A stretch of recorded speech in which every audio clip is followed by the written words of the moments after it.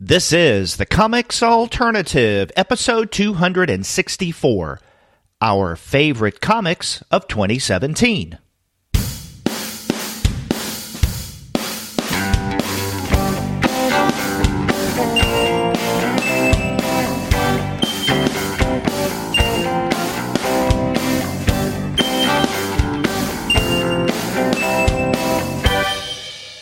Hello, and welcome to another episode of the Comics Alternative. I'm Derek. And I'm Paul, and we're two academics talking about comics. That's right. And this is a very special episode. It's one that we do, at least usually, at the very end of each year. We discuss our favorite comics, graphic novels, whatever you choose to call them, from the previous year. And as we mentioned last week when Paul and I did the, albeit belated, review of Best American Comics 2017, we had mentioned that we will be back the following week with a show that we had planned on putting up at the very end of 2017, and we didn't get around to it because of life issues. But we wanted to make sure that we did it in January. So these are the 10 favorite comics from Paul and from me, and we want to share those with you. And it's going to be a good time. I'm looking forward to hearing your list. Likewise. Yeah. Now, before we get to that, though, we should let everyone know that this episode of the Comics Alternative is brought to you by the good folks at Discount Comic Book Service. Go to their website, dcbservice.com, for all of your comics pre-ordering needs. There, you're going to find all DC, Marvel, Image, and Dark Horse titles at 40% off of the cover price if you pre-order. For all of the other publishers, you'll find that those discounts can be anywhere from 20 to 35% off of the cover price. And every single month, you're going to find some unbelievable specials. Sometimes those specials could be as much as 45% off of the cover price. Sometimes 50% off cover. But every now and again, you can find discounts that are even more impressive than that. Among those impressive discounts, you're going to find great bundles at DCBS, always featured every month, including bundles of DC titles, including that new age of DC heroes, if you're into that. There's a bundle for that. There's a bundle for Young Animal titles. There's a bundle of Marvel. There's a bundle of Valiant, Vertigo. There's all kinds of good stuff that you can find and take advantage of. The great discounts at 45% and many of them 50% off of a great, bundle of comics. So check those out at Discount Comic Book Service. That's right. You can't go wrong with the people at Discount Comic Book Service. If for no other reason, discount is in their name. That's right. That's dcbservice.com. Definitely go there for all of your comics pre-ordering needs. And after you do get your titles there, please be sure to send them an email and tell them that Paul and Derek sent you. Please let them know that. Well, Paul, we kind of set this up last week when we did our Best American Comics 2017, the annual volume that Houghton Mifflin Harcourt does. And as we explained in that episode, that one and then the one that we're currently on now, where we talk about our favorites of 2017, it's a little late. Life issues came up, and but again, better late than never, and we can still have fun sharing some of our favorite titles of last year. Yeah. So for my part, apologies because, some of these end of the year conversations had to be put on hold on my end because of family things that went on. I alluded to at the last episode, but also I know that this isn't usually it isn't me in this seat, and so I just want to say hello and a little tip of the hat to Andy.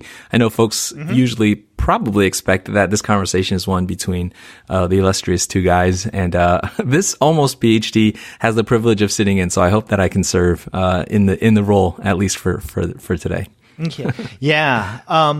Now, let's say a few words about what this favorites end of the year episode is all about. Yeah. Now, as Andy Kunka and I have done in the past, Paul and I are going to do on this episode, basically what each of us has done is to compile a list of what we individually consider our 10 favorite titles from 2017. These can be comic book series. These can be original graphic novels, trades. Even something online like a webcomic, it doesn't matter. As long as it can be defined as a comic, it's fair game for our end of the year favorites episode. Now, neither Paul nor I have revealed to the other what our list is. So as you guys listening to this podcast episode, when you hear Paul reveal one or more of his favorites, this will be, as I'm talking with Paul, the first time I'm learning of these, and then vice versa as well. So there's kind of a surprise element involved in some of this. We should also point out that to a large degree, this list is subjective. Sure. We do consider ourselves comic scholars, comics critics, and I at least like to think that I bring a certain critical discernment to the choices that I make, not only in my favorites of the past year, but in every episode of the Comics Alternative, right? We talk about not only what we enjoy, but also what we appreciate, critically speaking. But nonetheless, there's going to be some subjective issues involved. And as I do every year, I tend to see trends and patterns that kind of betray the kind of comics that I like. And I want to get to that in this episode. Another thing to mention is we're looking at only comics released in 2017. There may be a little wiggle room. So, for instance, if a series began at the tail end of 2016, but the vast majority of the output was in 2017, I think, at least my view of it, you may feel differently, Paul, is that it's fair game for the 2017 list. And I can tell you without giving anything away right now that there are one or two instances of things like that I'm going to bring up. Also, we should mention that as much as Paul and I read, we have not read everything. And so there are going to be quite a number of titles that who knows, I may have put on my 10 favorites of 2017 list. I just haven't gotten around to them yet. Again, there's only so much time we can devote to reading. And, Paul, I know you read a lot. You've read, I think, a lot more than I have, especially in terms of the mainstream. So I'm going to be kind of ignorant with those titles in particular. A good example from the past of a title that came out a particular year, I didn't read it until after we did that year's favorites show. And had I read it before, it would have most certainly been on my list. In December of 2014, Fantagraphics published Olivier Schwaren's Arsene Schwaren. We did our favorites of 2014. And then in January, I think late January, maybe early February of 2015, I read Arsene Schwaren. I loved it. Had I read that back in December when it first came out, I would have definitely put it on my 2014 favorites list. So things like that happen. So I'm sure that with both me and you, Paul, we're going to read something that came out last year in the weeks or months to come, and we may feel, oops, maybe I should have put that on my list. Oh, for sure. Yeah, definitely. And, as with all awards, we're susceptible to recency bias and, oversights. And I'm sure we're going to slap ourselves on the forehead at some point after this conversation is packaged up and in your ears already and say, oh, how could I have neglected to mention this or that? But indeed, actually, this might be a good chance to mention that one advantage of doing this as late as we're doing it is that I've had a chance to listen to several other podcasts, read several other articles of people's assemblage of their, best of the year or top tens or whatever. And it's kind of fun to look at how, as you said earlier, it's entirely subjective and it very much is a reflection of each individual reader and reviewer. And so I make no claims about this as something bigger than my own personal favorites of the year. But I do think that there's this way that this kind of commentary, it's fun, but it's also a way where the comics reviewing industry gets to try to develop a sense of some critical consensus around books that really made a difference, that made an impact this year. And I think that critical consensus does mean something in terms of the influence of books in this year and years to come, and how the medium is being stretched and shaped and moved. And having said that, when you mention those titles that we will have overlooked, I already know off the top of my head a few things that I actually didn't get to finish reading this year, many of which I started and are sitting on my bookshelf. And I hope I'm not heading off anything that you're going to say later on. But the Mama Cass book by Penelope Bagu looks awesome. I started it, didn't finish it. Didn't finish Hostage by Guy Delisle. That's another oversight of mine. So I think there's a few things that have popped up on people's lists and are definitely worthy of consideration for best of the year that I just, honestly didn't get to read yet. Same of The Interview by Manuel Fior. So yeah, so this is of the stuff we read. Let's take all that with a grain of salt. Yeah, it's funny that you mentioned both the Mama Cass book, California Dreaming, and The Interview, because those are two books that I almost put on my honorable mention list. And we should mention that both Paul and I have an honorable mentioned list as well that we'll share with you guys listening.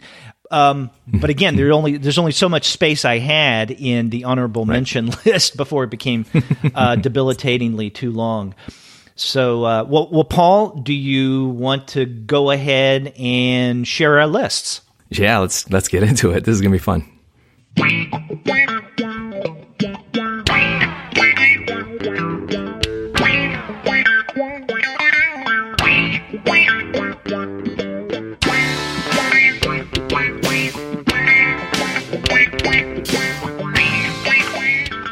Okay, now we don't have the comics, or at least I don't have my list in any particular order, and that's what both Kunka and I have done in the past. Although I will say that more times than not, I tend to leave some of my topmost favorites toward the end. So that's kind of a little giveaway. But I do not rank mine like 1 to 10 and then reveal them that way. Sometimes I jump around. But Paul, do you want to get the ball rolling by telling me one of your favorites of 2017? Yeah. I think that's a good idea. I'll kind of bookend my list with favorites and also things that I think were the best. And this one I would say I would probably put as my favorite comic of the year, but maybe not the one that will be what I think is the critical consensus best of the year, personally, from my limited reading. But my favorite book of the year is The Best We Could Do by T. Bui. It came out from Abrams, and it's actually a book that Gwen and I got to review on the Young Readers podcast, although that's certainly a title that would be appropriate for truly all ages, maybe not younger readers, but maybe adolescents and up. And it's, of course, Bui's sort of autobiographic story of her parents and her own upbringing as refugees from Vietnam around the time of the Vietnam War.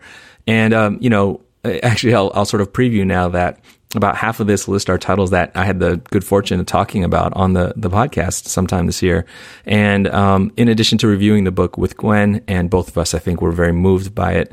I had the chance to talk. We had the chance to talk to T. Bui on the podcast. If folks want to go back and look for that episode, and so there's just many ways in which, beyond being, I think, a really elegantly drawn and painted work of art, and just a very powerful, moving story with political and cultural implications and things like that. It was also just one that spoke so much to aspects of my experiences and experiences of people close to me that it just had that hit home, very powerfully kind of effect on me this year. And so, I think my favorite comic of the year, and one that's going to stick with me for a long time, is The Best We Could Do by T. Bui.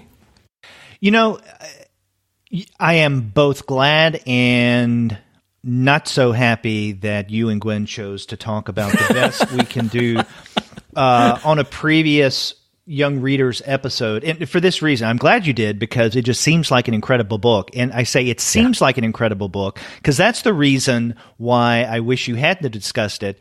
I haven't read it yet.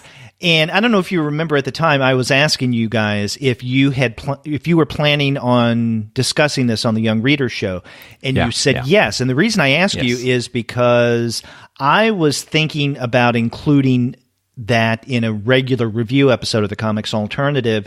I'd even gotten a copy. Then once you guys said, yeah, we already made plans to use it on the young readers, I didn't want us as a podcast to double dip.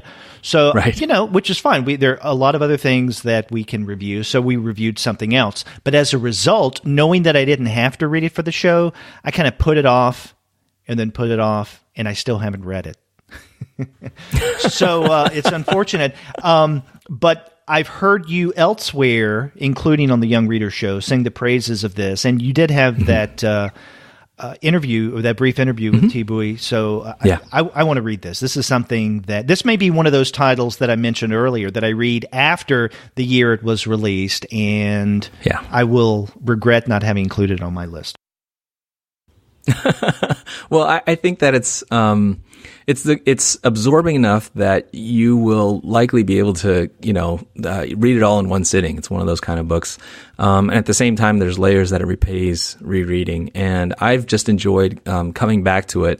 And I think the most moving thing for me is actually having given it to a number of friends some of whom are comics readers, some of whom aren't, but many of whom have had aspects of similar experiences, relating to her parents, the immigrant experience, the refugee experience.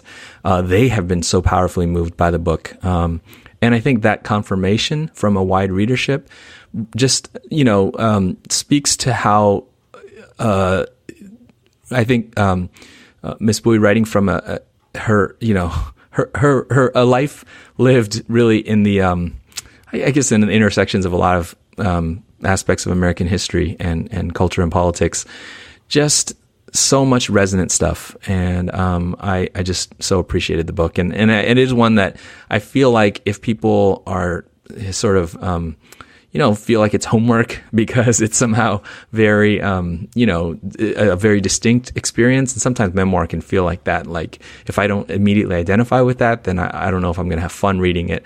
I think far from it, you're going to find her narration and her art just so elegant and so easy to sink into her world and her feelings and aspects of her childhood or her parents' experience in Vietnam, that it's going to be something powerful for any reader. Yeah.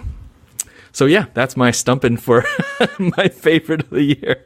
But I've been excited to actually see it also get the same consideration on lots of other lists as well. So Derek, what's your first pick for your 10 favorites? Yeah, this is, I guess, somewhat unusual, and I guess that's the reason I want to start with this one, because it is a repeat of something that I mentioned last year on the favorite show. And this is Goodnight Pun Pun by Inio Sano, and this came out from Viz Media. And the reason I mentioned this within the context of what I said last year. Now, Viz began releasing what eventually became 7 volumes, I guess you can call them deluxe or omnibus volumes, whatever, of Goodnight Pun Pun last year. And that was one of my absolute favorites of 2016. Yes. I had read the first couple of collections in 2017. And in fact, it first started with the first volume from Viz in March of 2016, in fact. This year, though, we had the final 3 volumes of Goodnight Pun Pun. Volume 5 came out in March, 6 came out in June, and then 7 in September. I love Goodnight Pun Pun. I think it's an incredible series. It's containable enough, unlike a lot of manga, to where you don't have to spend a lifetime trying to keep up with it. It's a good substantive story, and from volumes 1 through 7, you basically get to see the sweep of the title character Pun Pun's life from being a young kid into early adulthood, and it is really quite amazing. Another reason why I wanted to include it on my favorites list for 2017 is not only were the last 3 volumes, some of my favorite readings of last year, but also it's a series that ended, right? And so that had an extra power to it. Listeners of the podcast will have heard me mention quite a number of times how much I love Asano's Goodnight Pun Pun. It's, I think, one of the best works of manga that has come out in the past several years. I love Asano's work anyhow, but Goodnight Pun Pun is one of my favorites he's ever done. So that is my first contribution to our Favorites of 2017 show. Yeah, that's awesome. It was, it had to be, I think it would have been on my honorable mention. I had a feeling it would come back around on your list, Derek, because. Really? Because I heard the praises that you sung for it, and I've been reading it as well, and it did finish up this year, and it was like, I had to give it consideration as some of the best stuff this year. But I think I had, in my own head, in the list in my own head, made mention, that was on my last year list as well. So that's why it didn't pop up. But, I have to ask, were you able to finish all 7 volumes? I mean, the last one came out this year. Were you able to finish up the series, reading? And if so, what did you think about the end? Oh yeah, I finished everything up, and I enjoyed the way it ended. Although I do have to say that I didn't get around to the last volume, number 7, until December, and I did read 6 probably back in July is when I completed that. So it had been so much time that when I first started the final volume, I felt a little lost. What I should have done is to go back to reread 6 just to refresh myself on things. I flipped through it, but that's a little different from reading it. And so in a way, I felt that the final volume of Goodnight Pun Pun didn't have the emotional impact that I was expecting it to, just because I felt I had to play catch up, it being so long since I read the 6th volume. But outside of that, I really liked the way that it wrapped up. I didn't know if Asano was going to carry his protagonist Pun Pun into later adulthood, and in many ways I'm glad he didn't. I think beginning in volume maybe 5, but definitely 6, and then into 7, things do turn quite a bit darker. Yeah. And in fact, on volume 6, if I remember correctly, the cover is an image of Pun Pun with horns. And I think it's in that volume that I don't want to give anything away, that something happens or he does something that does make him a less attractive character, I think, or would for many readers. And so it does take a darker turn toward the final 2 or 3 volumes, but I like that. Yeah, it is vintage Inio Asano, and it's a good series. Folks definitely should check that one out. Yeah. Well, if I could take my turn there, with, broad agreement about Goodnight Pun Pun, I actually had only one manga series show up, and I think that is an example of the bias in my reading. But on my list is Golden Kamuy by Satoru Noda, also of his signature series, and one that you guys reviewed, I think, the first volume of, which came out in June. Is that right? I think I remember that one of your manga episodes. Yes, I think Shay and I discussed that on the July manga episode. Yeah, shout out to Shay, who's awesome. But Golden Kamuy is actually a series that, I am pretty late to manga.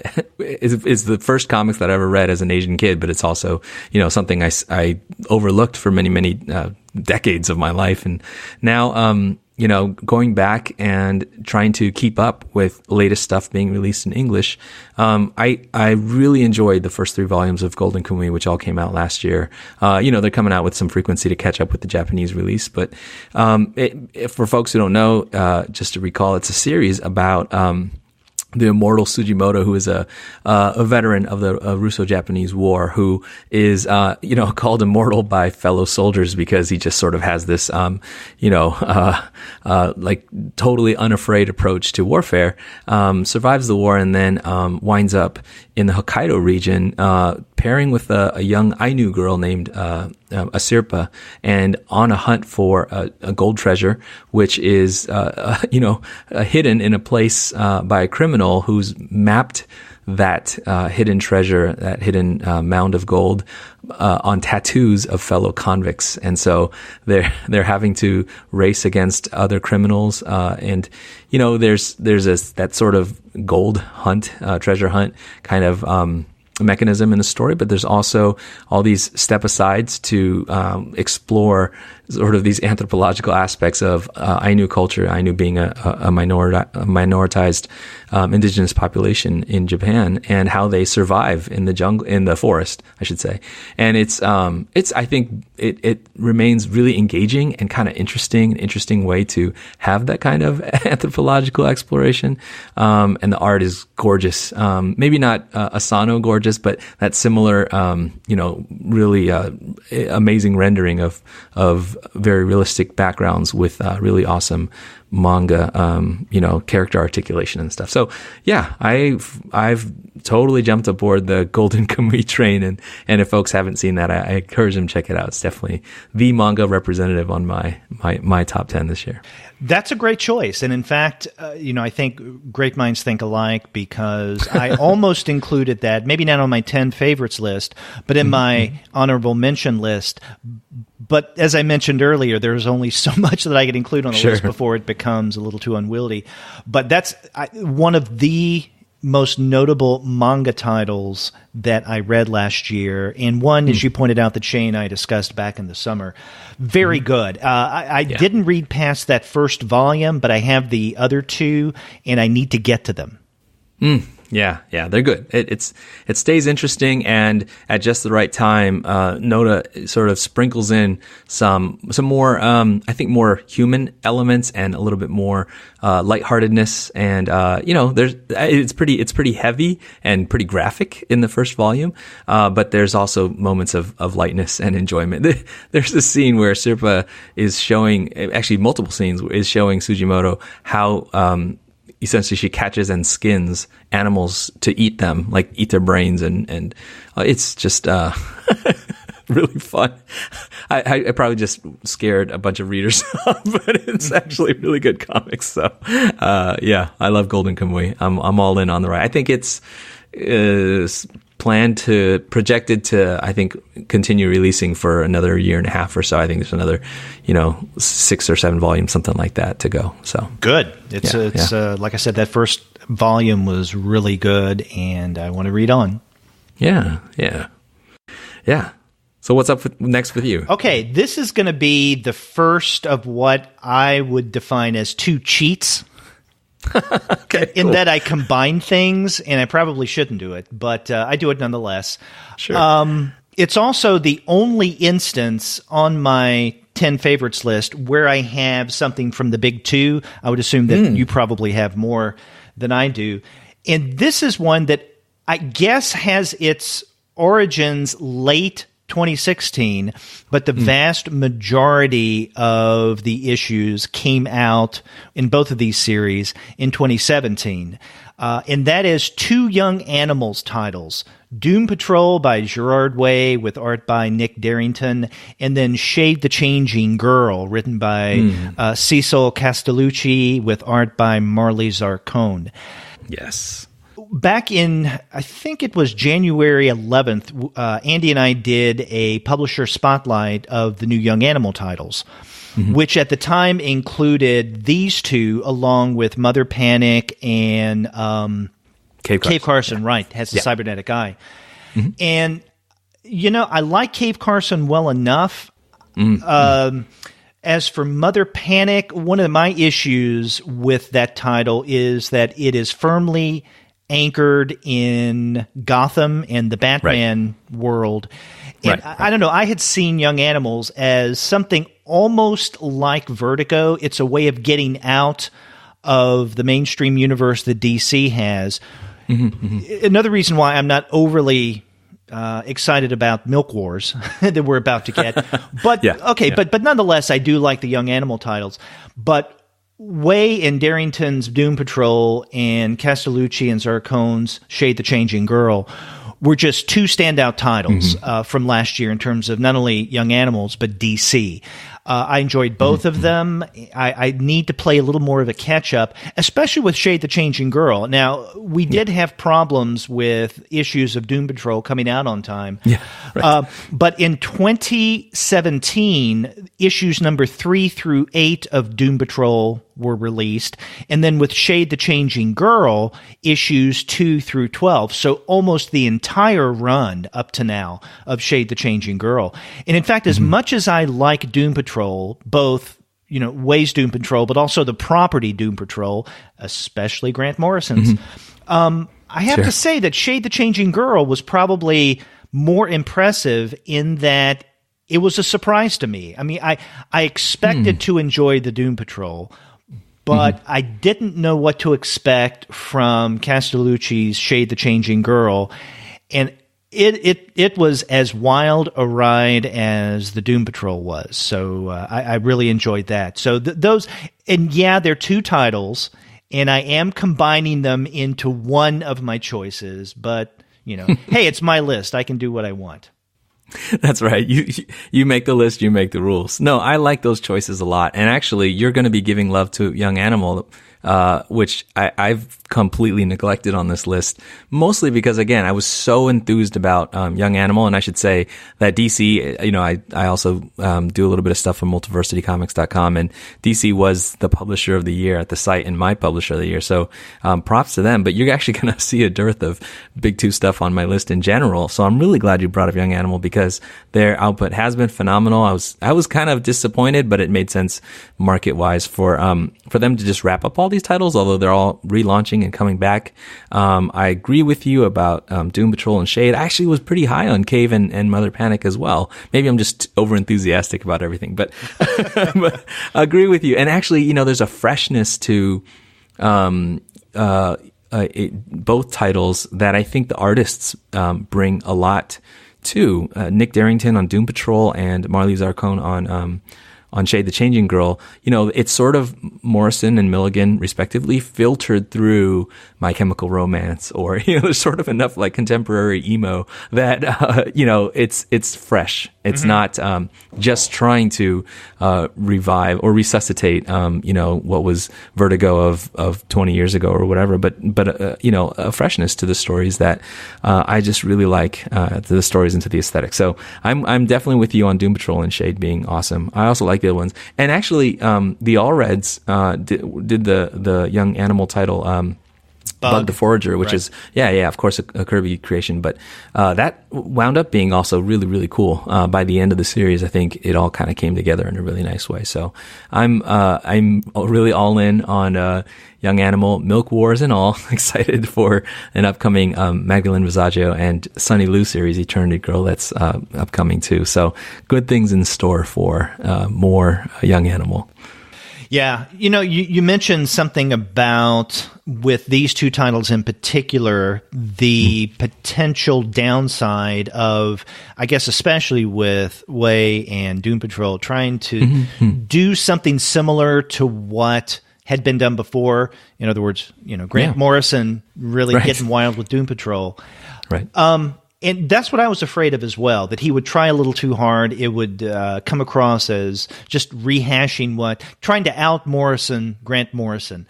He didn't take that route. And another thing I appreciate about that series. So 2 really good ones. Another thing you said that I neglected, it reminds me of something I neglected to mention at the opening when we were talking about basically the format and how and why we've chosen to arrange this favorites list the way that we did. Unlike a lot of best of lists at the end of the year from various podcast blogs and other outlets, we don't have categories. And so I know that with, the multiplicity, you guys, and then a lot of others, I think most of them do this as well, that do have rankings. They do favorite title, favorite creator, favorite publisher.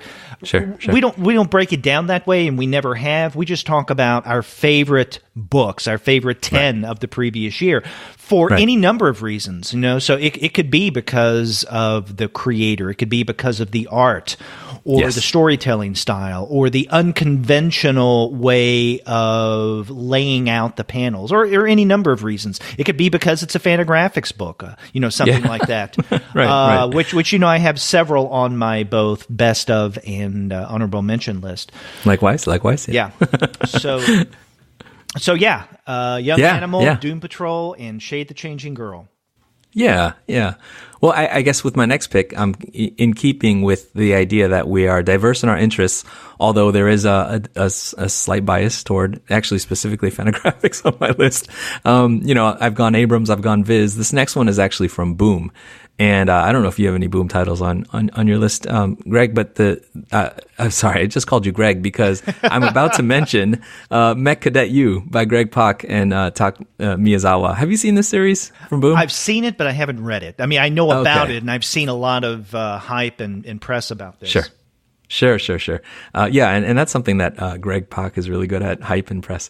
I don't mean that in a negative way. But it's such a fun series, and you're going to hear in the rest of my list that there's a lot of like literary gravitas that is on my list. But I mean, Mech Cadet U is it speaks to my childlike heart. It speaks to the things about comics that are fun and hopeful and optimistic. It speaks to the Miyazaki inside of me, as well as I'm not a big fan of robots and kaiju, but there's a Voltron kid lying deep inside this 37-year-old. So I think that Mech Cadet U this year, which I think the first arc of it came out in 2017, just recaptured a lot of the spirit that of a kind of, it reminds me a lot of Astro Boy, and that kind of, just a sort of bright-eyed optimism that, you're fighting big monsters and the decks are stacked against you. Stanford U is essentially the child of a custodian at this, military base where kids are being trained to, and in a kind of competition, of course, to be the robot, the sort of human, pilots of these mech robots from outer space. So that's, that sounds like what that is. But Stanford, of course, gets picked by this robot to, because whatever, he's pure in heart and whatever. And then there's all kinds of, robot battles that ensue. That may not be everybody's cup of tea. It's not normally what I'm into, but there is, again, like this spirit of innocence and enthusiasm to the story that just brings me back to things that I loved as a kid. So, Miyazawa, who has worked on everything from Miss Marvel to, I believe, Runaways, is so good at drawing kids with such different personalities and, the ability to put the darker aspects of our character into children and not make them creepy, but to make them just seem genuine. All of that put together made Mech Cadet U actually the only sort of monthly comic that wound up on my 10 favorites list this year. Oh, really? That's the only serial that's on your list this year? Yeah. There's a few other things that are sort of serialized, but this is the only sort of monthly issue thing that popped up on my top 10 this year.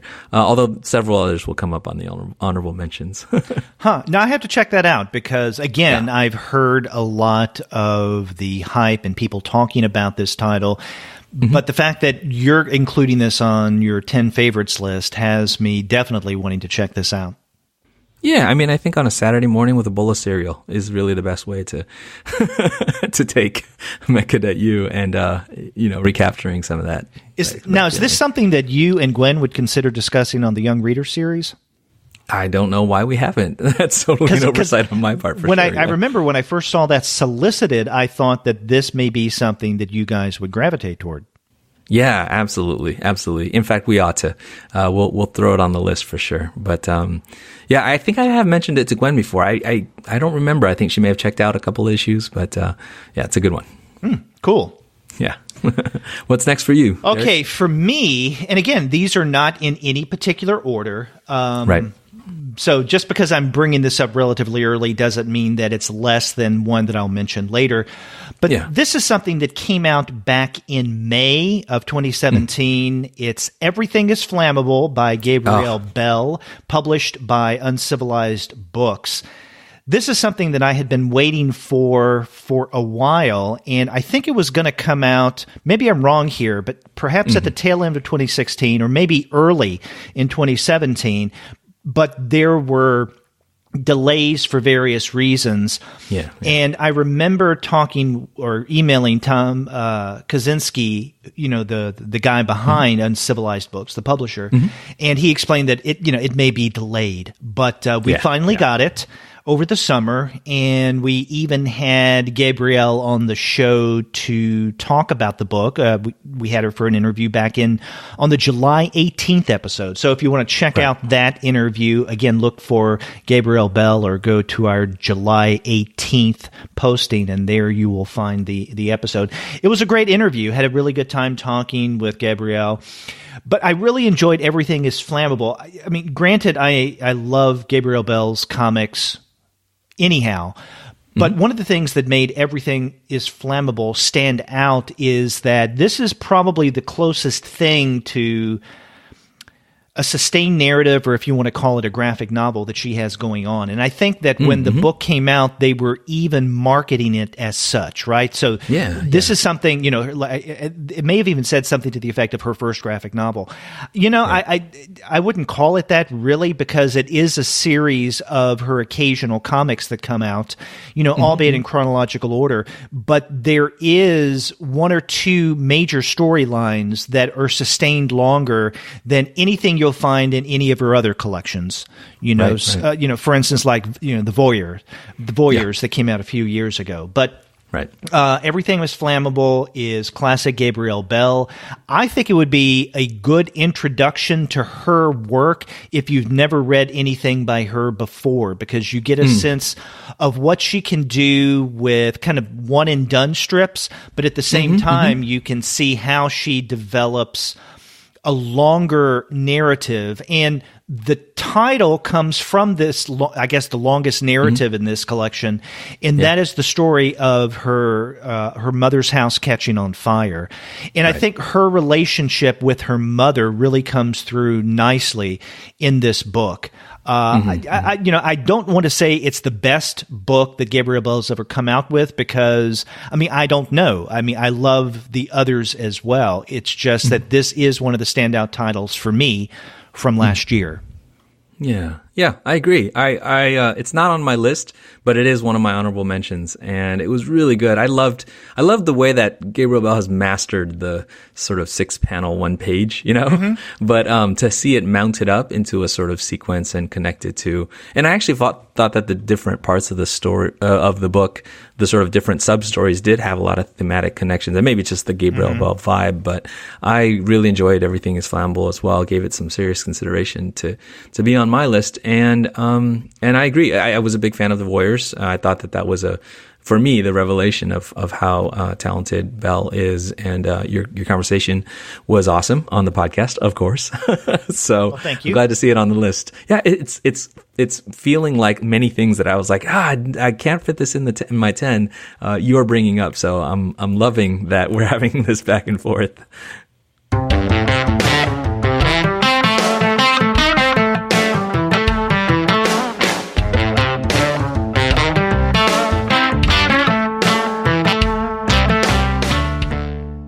Well, Paul, you mentioned that this book, Everything is Flammable, is on your honorable mentions list. Let's pause for a moment, and we're going to do this, at least one other time during this episode, to take a break from our 10 favorites to talk about some of the honorable mentions. And, okay, so Everything is Flammable was one of your honorable mentioned titles from 2017. What are some others? Well, since we just talked about the idea of series that we enjoyed during the year, I guess I can run off some of the ones that were more serial. One of them was from Black Mask. It was a title called Black by Kwanzaa Osayefo, Tim Smith III, Jamal Igle, Kerry Randolph, and Sarah Litt. And did you read Black from Black Mask? No, I didn't, but someone, and it probably was you, told me about it. Yeah, interesting series. I think speaks to some of the powerful movements going on today, and as far as Black African Americans and police brutality and police violence and things like that. But it's essentially a world that where it posits a world where African Americans are the ones who have superpowers, and how that becomes then criminalized and things like that. And it really, just a really fascinating series. And actually, it's this coming year going to be spinning off into 2 additional miniseries. But it's something that I backed on Kickstarter and came out through Black Mask. I was really excited about it. I thought it was super intriguing.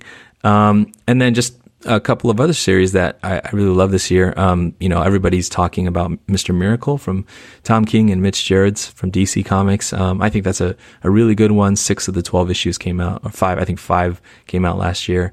And then the 10-issue Terry Moore Motor Girl series is something I really enjoyed too. Did you actually catch the end of Motor Girl? I didn't read the last few issues, but now that you mention Motor Girl, that's one of those.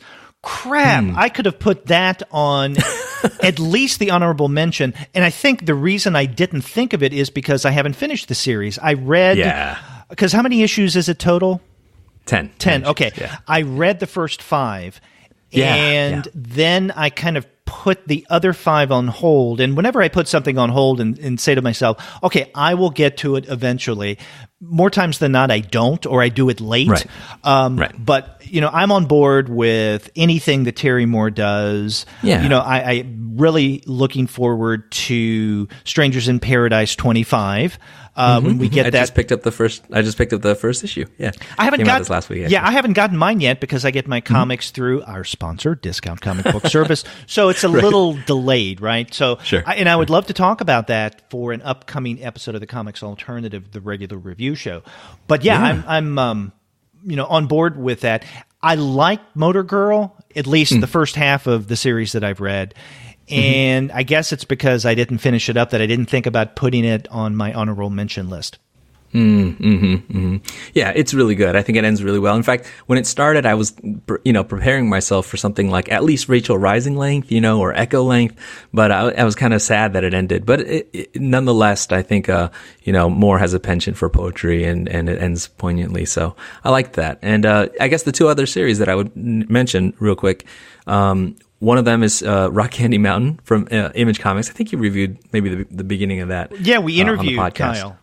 Oh, that's right. Yeah, I knew there was a comics alternative connection in my brain for that. So Kyle Starks, of course, written and illustrated and colored by Chris Schweitzer. And then I'm always a fan of Giant Days from Boom as well. John Allison and Lissa Treyman and Max Sarin. So those are the series that wound up on my favorites list, but all honorable mentions that I just named. Yeah. Maybe some of your honorable mentions. Well, it's funny that you mention Giant Days because as we record this, last night I did our first on-location recording at what is now my local comic shop. Heroes aren't hard to find. And one of the things that a couple of the shop employees mentioned was Giant Days. And if our listeners want to hear about their discussion with their brief mentioning of Giant Days, they can check out that on location episode, which went up on January 19th today as we record this. But they liked it and talked about it a bit. I was also curious that you put Kyle Starks' Rock Candy Mountain on your honorable mention list. It's about hobos, and that's a great segue into 4 of my honorable mention. And I have 8 honorable mentions total. I could have increased this list, but, Sure. I stopped at 8. Now, the hobo link is with the Tim Lane's Happy Hour in America #1.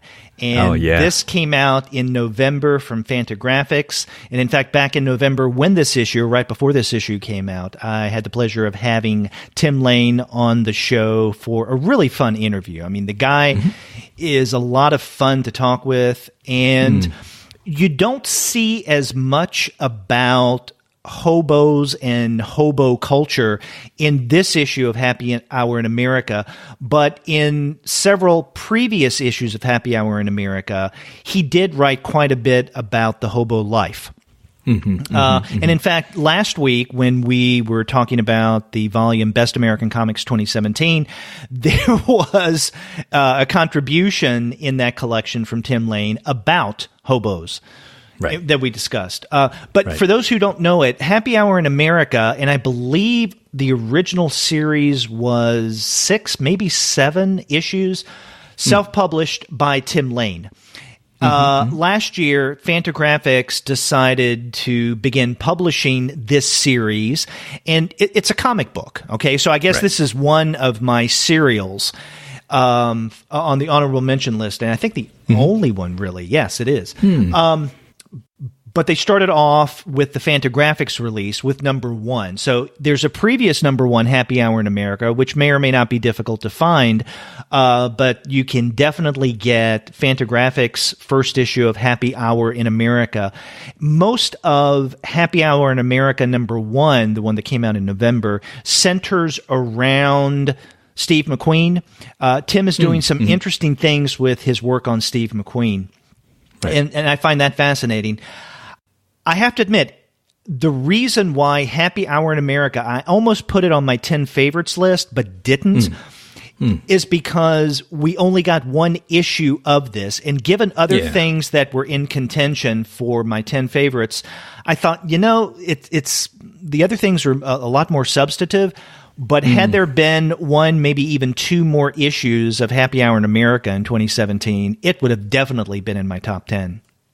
Yeah, that's how I felt about Cricket 6, which I'll sneak in right there as well. Sammy Harkham's book from Fantagraphics. Yeah, good stuff, but part of a serial, so hard to award it for this year. Yeah, right? Cricket 6 and also Ganges 6. Yes, that's right. Huizinga's Ganges. So I thought about putting them in honorable mention, but I didn't.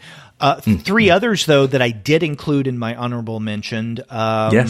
Fire, the Zora Neale Hurston story by Peter Bagg. That came out through Drawn In Quarterly back in March. Another one is James Albin's book from Top Shelf, Her Bark and Her Bite. This was released in April. This is a really good book. I had read none of Albin's work before, but I had him on the show to talk about this new release back in the spring. And it's the story of a young woman who comes to the big city and, trying to find her way. She meets someone. She gets involved with him. This guy is very connected in the arts culture of the city. And it's what happens when she starts to feel that she may not be able to hold on to her boyfriend or her significant other because of his outwardness and being part of this culture. And, it's a realistic narrative. And one of the things you'll find in my list, both honorable mention and also my 10 favorites, is I tend to emphasize and I think privilege those comics, graphic novels or otherwise, that have a more realistic bent to them. In other words, not as science fiction-y, not as fantastic. They don't necessarily adhere to a particular genre. You can call them slice of life if you want. I prefer the term more realistic or realism. And those are the kind of comics that I found in the past, going back through my 10 favorites from a particular year. Those are the ones that really stand out, those kind of comics. And Her Bark and Her Bike is definitely of that type. And then the 4th honorable mention I'd like to share is something that from a creator that, kind of like James Albin, I wasn't familiar with his work before this. And this came out in August from Fantagraphics, Unreal City by DJ Bryant. Oh, yeah.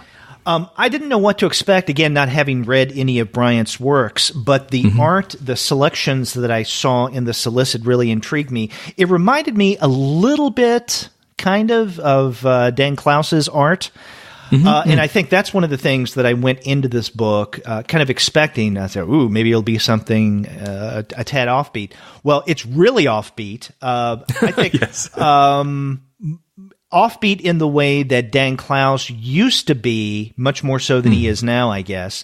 And Unreal City is an oversized hardbound. So it's a great presentation, a great package. I take it you're familiar with it?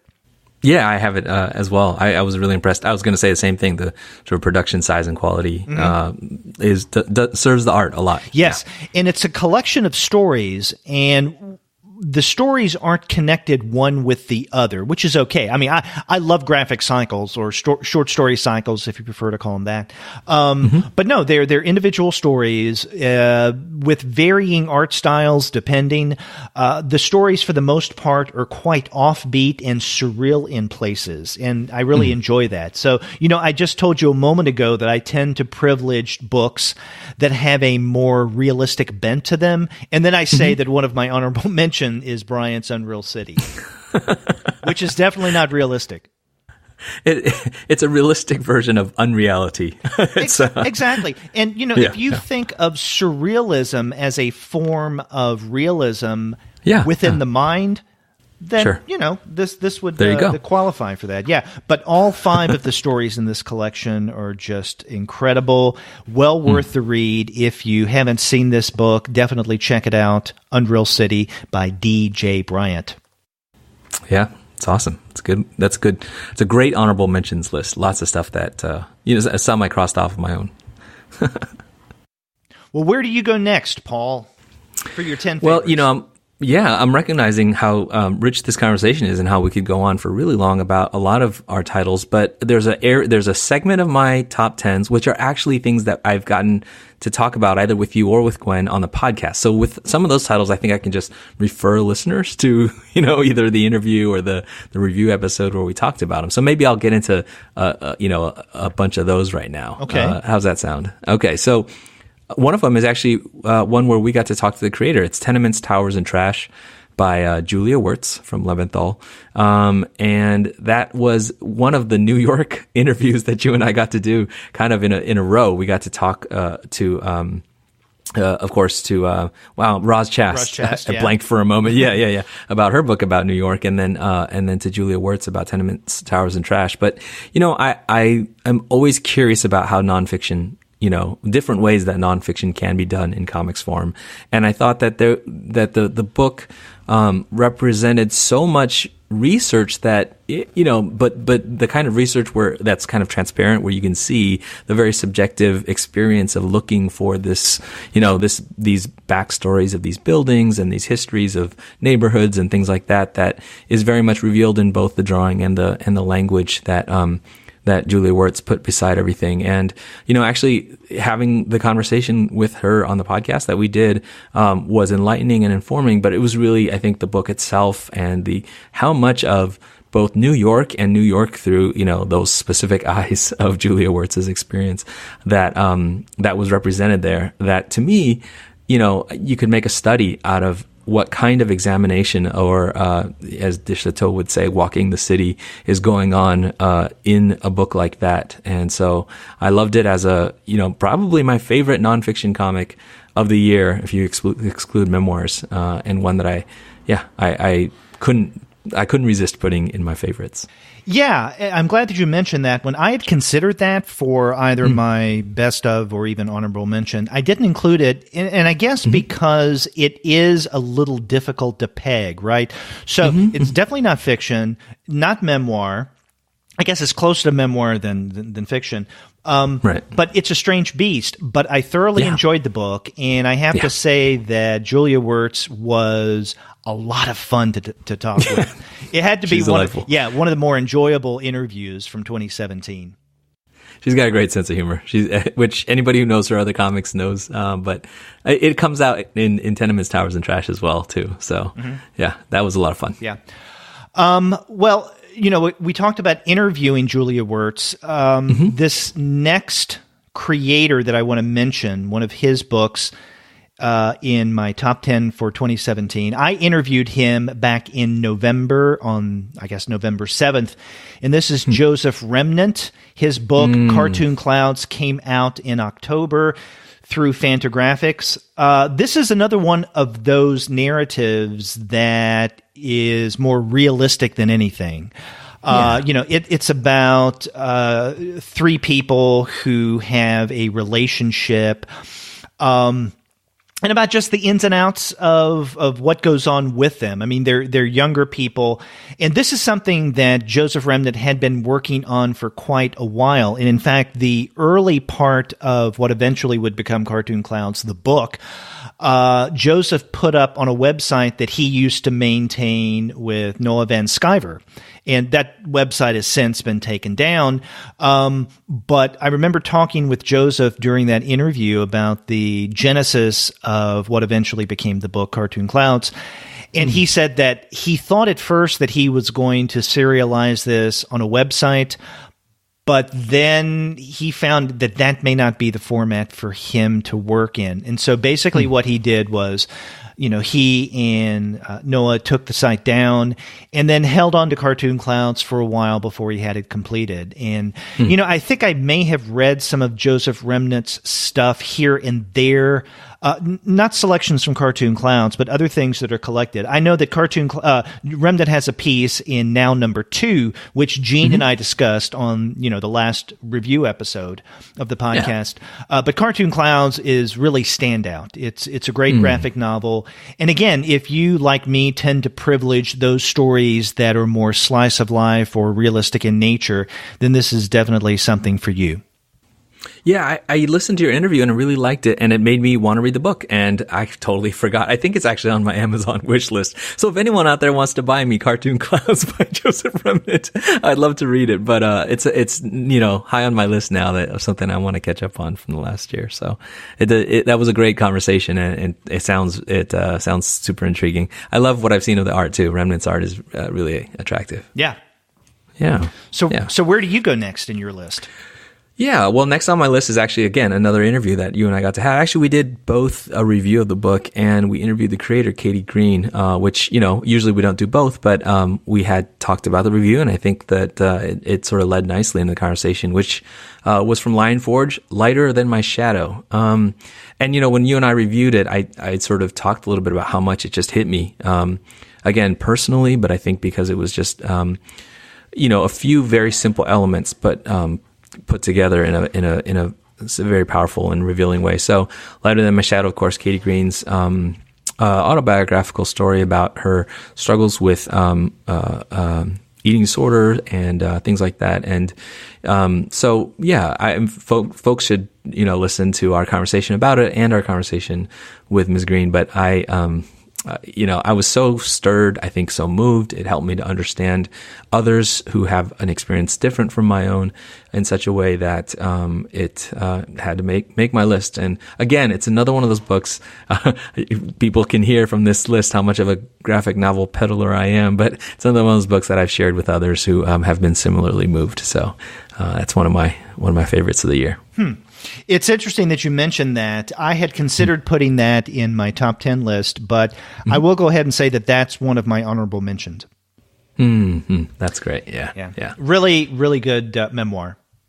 Yeah, very powerful. Yes, very powerful. And you're right. It's one of those few occasions where we did double dip on a particular text, where we reviewed the book and then we also interviewed the creator. So if you want to listen to that interview we did with Katie Green, definitely check it out. That was it in November? No, it was October or November. I can't remember which. Yeah, around there. Definitely in the fall. Yes. Yeah. What's next for you, Derek? Okay, this is another creator, kind of like DJ Bryant. I was telling you that I wanted to try him out, but I'd never read anything of his before. John Hankiewicz, and I guess that's how you pronounce his name, Hankiewiczz. This is another Fantagraphics book. This is, I think, one of 3 Fantagraphics books I have on my top 10 list. And the book is Education. This came out in August. And this is actually the only one on my list that we didn't discuss, nor did we interview its creator on the podcast at all. Are you familiar with this one? I'm not.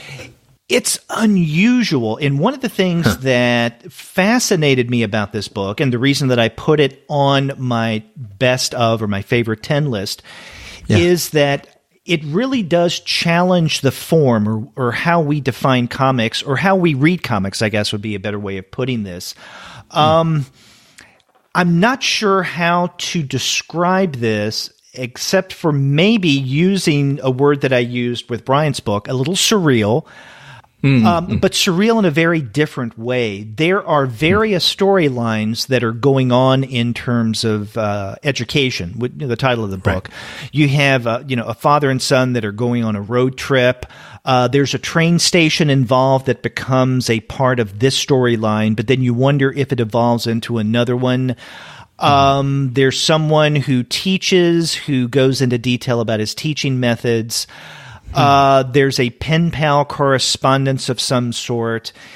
There are images that keep cropping up again and again, both within and among various storylines that are even interwoven together. So, for instance, you will see the image of a dog. I believe it's a greyhound. There is a maple seed that you see every now and again. And then there are other such images, like a scooter, where characters are on. It really is unusual. And the reason why I emphasize, I guess, the experimentation that takes place in Hankiewicz's education is that, there are at least a couple of different ways to read this. And it took me a while getting into the book to realize this. You can try to read things from the very beginning and keep rereading and going through things slowly and carefully in a way that you try to make sense of what's going on, right? So if you pick up this book thinking that this is a coherent narrative, a sequential story, event, and what happens at one point is the logical result of what happened previously, you can try to do that, but I think that may be a frustrating way of going about a book such as this. When I first read it, that's what I was attempting to do. But then after a while, I said, okay, let that strategy go and see. Kind of just let the book seep into you, I told myself. And then that's what I started to do. I didn't try to make sense of everything. I just let the various images and what seemed to be storylines progress. And I started to see certain patterns, image patterns, what you would call, let's say in comic studies, braiding, right? Certain images that keep cropping up again and again that kind of link the various components together. And I think that that's a much more, at least for me, it was a much more productive way of trying to appreciate what Hankiewicz is doing in education. It definitely does challenge the way you read comics.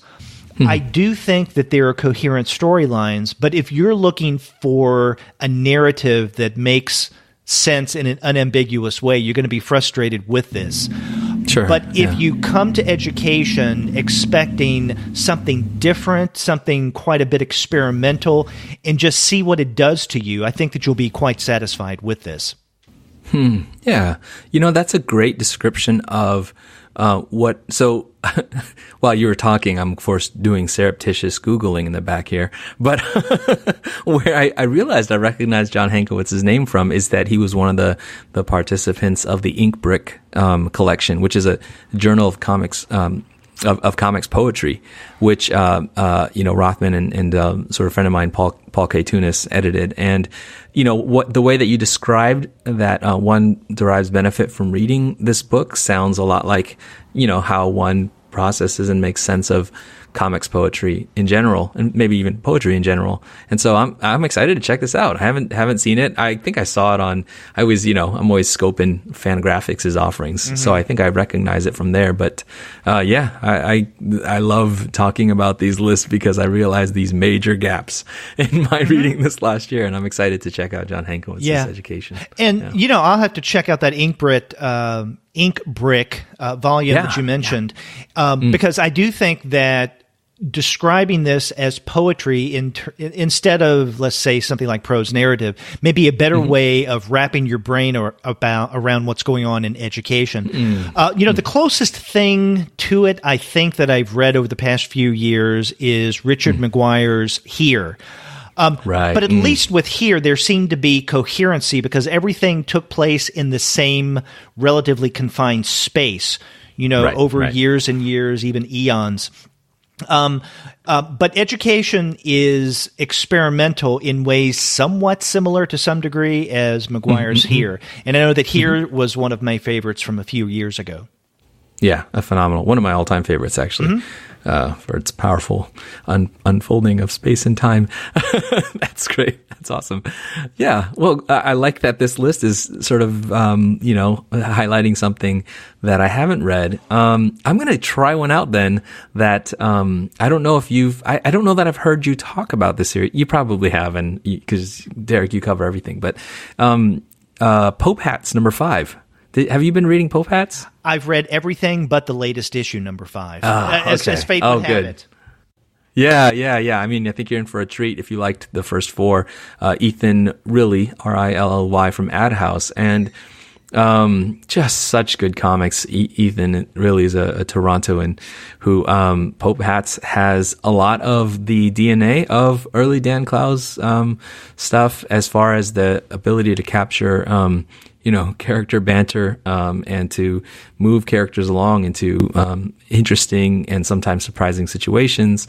And Pope Hats kind of continues the story, and it's just both gorgeous cartooning and great, very, you sort of like see yourself in the mirror of characters who may actually be quite different from you. And so Pope Hats 5 is I should have mentioned this earlier when I was talking about serialized books, but again, this is one of those that comes out once every year or 2 years. So I feel like it's more like an event. But yeah, I love Pope Hats, and I was super hyped for this one to come out, and it lived up to the hype for me. So that's on my list as well. Yeah, and in fact, one reason why I should have read this, but I haven't gotten around to it, I have a copy, is that it's a return to the storyline that includes Francis and Vicky. Yeah, and I know that they're the subject of the first 3 issues of Pope Hats, and then with issue 4, which came out, I don't know, maybe 2 years ago. 2015 is when it came out.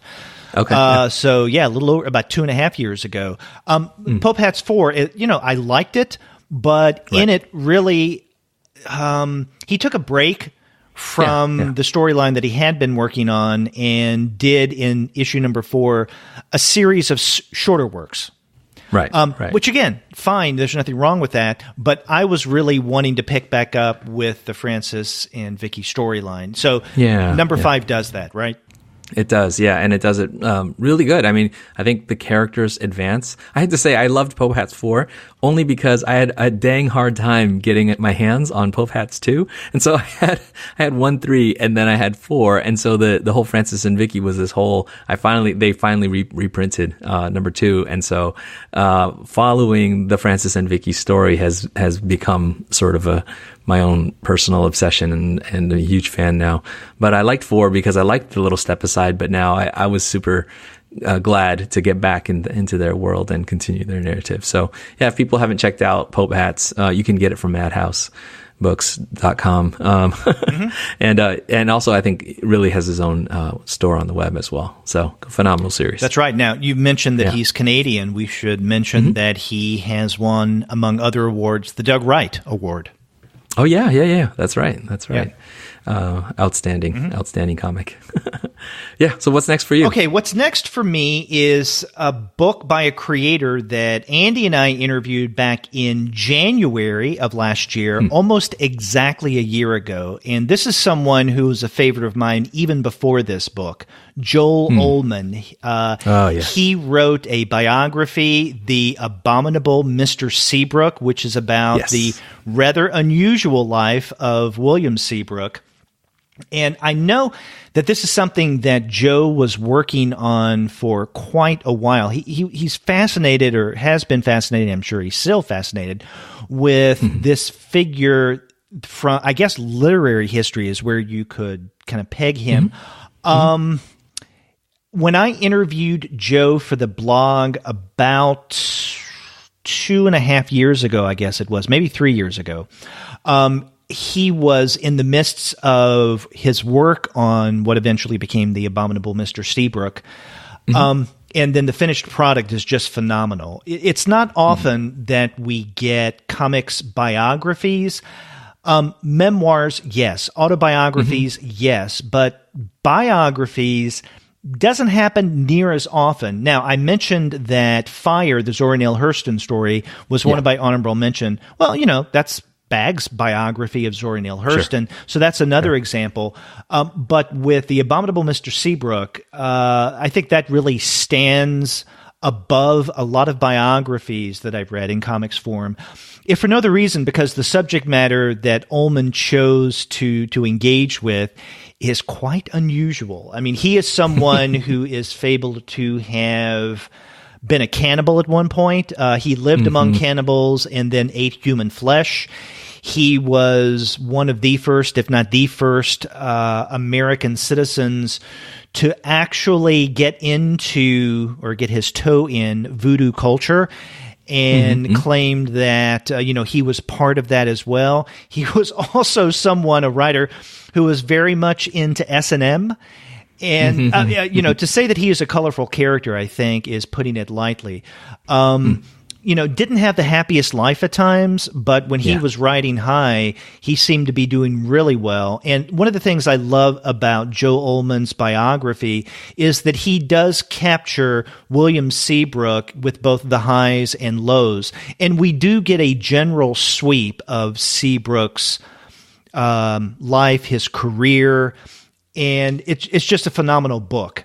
And in fact, I remember when Andy and I interviewed Joe at the beginning of last year, both of us had a feeling, and I think we may have even commented on this on that episode, that this will probably be one of our favorites of 2017. And lo and behold, it's one of mine.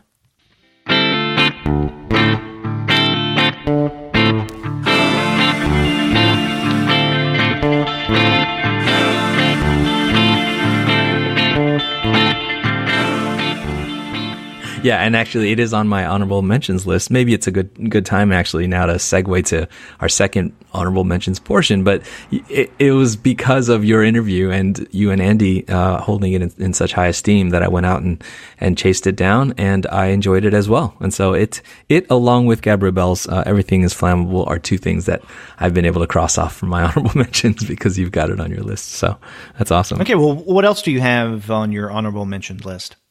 Yeah, I can run down. We actually talked about this on the podcast. Julian Tamaki's Boundless was really great. I loved that. And then you and I got a chance to talk to Sophie Goldstein. So House of Women is also on my honorable mentions list. And actually an image graphic novel from Declan Shalvey, written by Declan Shalvey, I should say, with art by Philip Barrett, called Savage Town, about Limerick Ireland, where close to where Shalvey hails from, and both of them actually. Those were all graphic novels I enjoyed this year. But to round out my list, there's a few actually, a couple of all ages titles that didn't make my top 10, but were close. The Stone Heart by Faith Erin Hicks, which was the second in the Nameless City, was awesome. And then Mighty Jack and the Goblin King, also the second in the series, by Ben Hackey. Yeah. Both of those titles, from First Second were awesome. Did you read Mighty Jack and the Goblin King, Derek? No, I didn't, but I have read Ben Hackey. What's that other series he does with the young girl? Zeta the Space Girl, right. And in fact, I think it was Wolverton and I interviewed Hackey a few years ago. A really nice guy, and I love the Zelda books, yes. Yeah, Zeta. Zeta. Yeah. I think if you enjoyed Zeta, you will enjoy Mighty Jack, and you will enjoy the second volume as well. So, highly recommend those to you. And just one last honorable mention is from Drawn and Quarterly, a translation of a Korean manhwa artist, Yoon-sik Hong's Uncomfortably Happily, which was translated by Helen Jo, which was a fantastic. And I think you guys reviewed it. Is that right? Was that? Yeah, Shay and I reviewed it back in October on the manga show. That's right. A sort of story of Hong and his wife moving out to the mountain, countryside to escape city life and try to make it as artists, and just a sort of beautiful, again, very slice of life, realistic sort of artist story, and a lovely book. Yeah. Okay, well, let me just say, hold that thought for a moment. Okay, but let me share with you the rest of my honorable mention list. I've already mentioned that. Katie Green's Lighter Than My Shadow is one that I put on that list. Another one. Now, earlier I said that Tim Lane's Happy Hour in America is the only, I guess, serial on honorable mention. That's not entirely correct. I was mistaken, because another honorable mention is Tom Zoller's Time and Vine. which came out through IDW between July and October of 2017. Now, the collected graphic novel, if you want to call it that, or the trade, whatever your choice of wording is, comes out in February, but the 4 issues that make up Time and Vine came out last year. And Tom Zoller is an incredible creator. He's someone that I wish would get more attention because he does really good work. And I think you can put a number of his titles into, if not the all ages category, then something that would be, for the most part, appropriate for younger readers. Because I think that someone could read Time and Vine, whether they're 14, 20, or 60. And his work, both the writing in terms of story and the art, I think is very accessible. I think it's a mistake to look at his art and think that his comics are simple or only for kids. But it does have, I guess, to some degree, kind of a rounded, cartoony look to it. But, don't let that fool you. I mean, I like the art. Don't get me wrong, but I think that someone not knowing anything about Tom Zoller could look at the art style and say, okay, this is for younger readers. It's not for me. You definitely have to check out Time and Vine. And, those 4 issues, again, came out in 2017. But, other work of his as well. Long Distance from a few years ago. And then what seemed to really put him on the map, and that is, what was that? His take on the superhero genre. Something in capes. Oh, okay. I'm not familiar. I'm blanking on that, and that's going to bug me now. Well, we will sneakily look for it, and I'll just comment while you're maybe doing that. I've heard so many good things about Time and Vine, and I'm eager to check it out. I'll probably catch it when it's collected. Because Love and Capes, is it? Love and Capes. That's it. Yes. Yeah. Awesome. Yes. But a word as simple as love. I forgot. What does that say about me? There's a million song titles we could interject at this point. That's not this morning. But this is a series I've heard a lot of good things about, and I probably, when it comes out collected, I'll go catch it. I think one of the things maybe that a lot of people don't realize that it may be for them is that it's got wine and old folks on the cover, and yet it has that kind of, like you were saying, a cartoony, style. So unfortunately, I think target groups of readers aren't going to look at this and go, yeah, that's for me. But from what I've heard, it's a rich story. So I want to check it out. Another title that's on my honorable mention list is something that we have discussed on 2 episodes of the Comics Alternative back in 2017, and that is Francois Mouly and Nadja Spiegelman's Resist. Yeah. Now, this is a freebie. A collection of various comics. Usually they're one panel, sometimes they're multiple panels. But I guess you could call it an anthology, right? But it's on newsprint, and you can get it for free at various outlets. And I've gotten mine at comic shops that have chosen to carry them. Now, the first one came out in January of 2017 at the time of the nationwide Women's March. And so it was perfect for that. And then the second issue came out, I think it was in early July, when another round of marches happened around July 4th.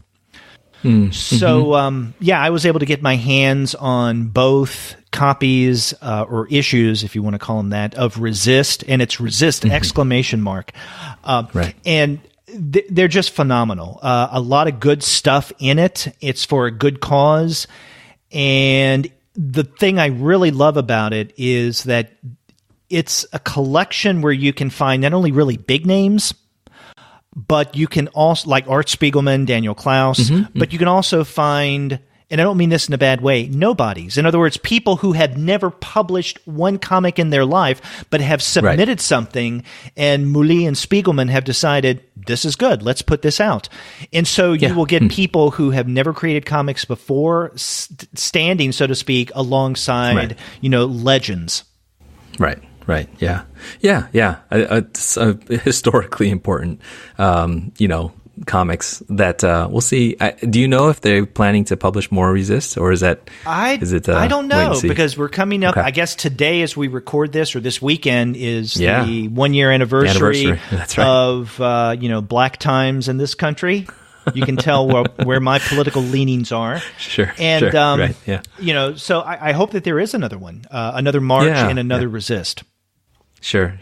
And meanwhile, the resistance continues, and you reminded me that I didn't put these on my list, but of course, the ongoing production of the Nib, and I think I mentioned before, maybe the last time we were talking, and you brought up Resist, the kickstarted anthology Femme Magnifique, which was also one of my favorite anthologies of the year, along similar lines. So, yeah, good stuff. Yeah, and then my final honorable mentioned title is, I think, the one that I have on either list, the best and then the honorable mention, that is a translation of something from a European language, and this is from the French. This is Calamity Jane, The Calamitous Life of Martha Jane Cannery, written by Christiane Perricine with art by Mathieu Blanchin. And this came out from IDW back in September. Now, Edward and I plan on, and I hope we get around to doing this in time. I know that he's really busy with his new daughter, relatively new daughter. Right. For our January Euro Comics episode, we're going to be looking at this and several other IDW titles in translation, most of which are part of their, Euro Comics series. Yeah. And Calamity Jane, to me, of the batch that we're discussing, that came out last year, is my favorite. And it's not that I have a particular love of the historical figure of Calamity Jane. I think she's fascinating. But I think that what Perricine and Blanchin have done in representing Jane's life is just phenomenal. It's a rather long book. It's longer than I thought it would be before I started reading it, but I became thoroughly engaged with it and had a great time going through this biography. So this is, I guess, yet another biography, right? So I've already talked about Fire and then the abominable Mr. Seabrook, and so Calamity Jane, The Calamitous Life of Mary Jane Cannery is yet another. Yeah. One of the things about this past year for me personally as a reader is I'm starting to open myself up more to European comics, and have you and Edward to thank for that. Actually, not that recently, but like about a month ago, I read the Josephine Baker biography that, Edward had was a translator of, and thoroughly enjoyed it. Also, I think you guys have introduced me to the work of Chaboutet, for instance, and other European artists. So I am learning slowly, coming out of my shell to BD and that vast world. And that's something that hopefully would show up more on my list next year. But yeah, that's awesome. That sounds really good, that Calamity Jane piece. Yeah. Josephine Baker, that biography was actually one that I had considered putting on my honorable mention list. So. Yeah. It's a good one. Yeah. Okay, so back to our 10 favorites of 2017. Where do you go next, Paul? Another title that we talked about, we reviewed on the podcast, Spinning by Tillie Walden from First Second. I enjoyed talking about that with you. Again, another one of those works that, actually we had a little background conversation about whether we would do it on the main review show or possibly as a young readers. And I know that this and the best we could do really stretch the boundaries of calling something young readers. But again, I think that often books like these are very powerful for adolescents and maybe even middle grade readers. But Spinning, of course, story of Tillie Walden's experience as an ice skater, but much more than that too. It's sort of her coming of age, and the kind of visual poetry that Walden is so just impressively capable of, and sort of weaving together narrative of her life as well as just there's moments in the experience of being a figure skater, and what it meant, both the very painful things that it wrought on her and also the sort of important sense of identity that it gave her, was, I think, maybe, aside from the best we could do, my some of my favorite memoir work of the year. That one, Lighter Than My Shadow, and The Best We Could Do sort of formed a triumvirate of really great memoir for me this year. So, yeah, so Spinning couldn't keep it off my list. Yeah, and those came out at about the same time, right? Because I know Lighter Than My Shadow came out in the fall, Spinning also. Yes. And the other one you mentioned was The Best We Could Do. Yeah, well, that came out a little this bit summer. earlier. Yeah. So, yeah. I mean, again, maybe some recency bias, but I don't know. I'm so excited about Tillie Walden. I've read all of her published works, including the stuff on the web, and she's just so good. And I feel so comfortable in the worlds that she creates, even in the places that she means to instill a little discomfort. It's really good stuff. So yeah, Spinning was yet again another contender for the honorable mention list. It's funny, when I compiled my 10 favorite, I thought I would have a hard time because, at least without thinking about it, my gut feeling was, outside of, let's say, 3 titles that immediately came to mind, which we will discuss soon. I didn't know of which other ones that I would choose. And so basically what I did was I went back through my Goodreads list and I looked up what titles I tended to give 5 stars to as opposed to 4 or 3. And so that was one. But I also went through everything that we discussed over the past year in 2017 on the Comics Alternative, the various review shows, the monthly series, the interviews, all of that. And that gave me a sense of, especially individual series, right? Because on my Goodreads account, my personal one, I don't list comic book series. But, trades, graphic novels, I do. And so I found, wow, there's a lot more there that I want to include on, either the 10 best or the honorable mention than I have space for. But, yeah. Now, remember a moment ago I did say hold a particular thought when you were discussing Uncomfortably Happily? Yeah. That's my next one. I'm thrilled to hear that. Yes. Again, by Yeon-sik Hong. Came out from Drawn and Quarterly back in June.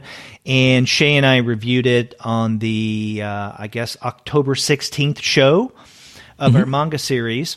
And this is that was the one instance of manhwa, or Korean comics, that we discussed on the manga episode. So, technically not manga, but Korea, right there next to Japan. So why the hell not, right? That's right. When I first got this book back in, I think I got my copy in July, I started reading it. Then I had to put it aside because I was traveling back and forth between Texas and North Carolina.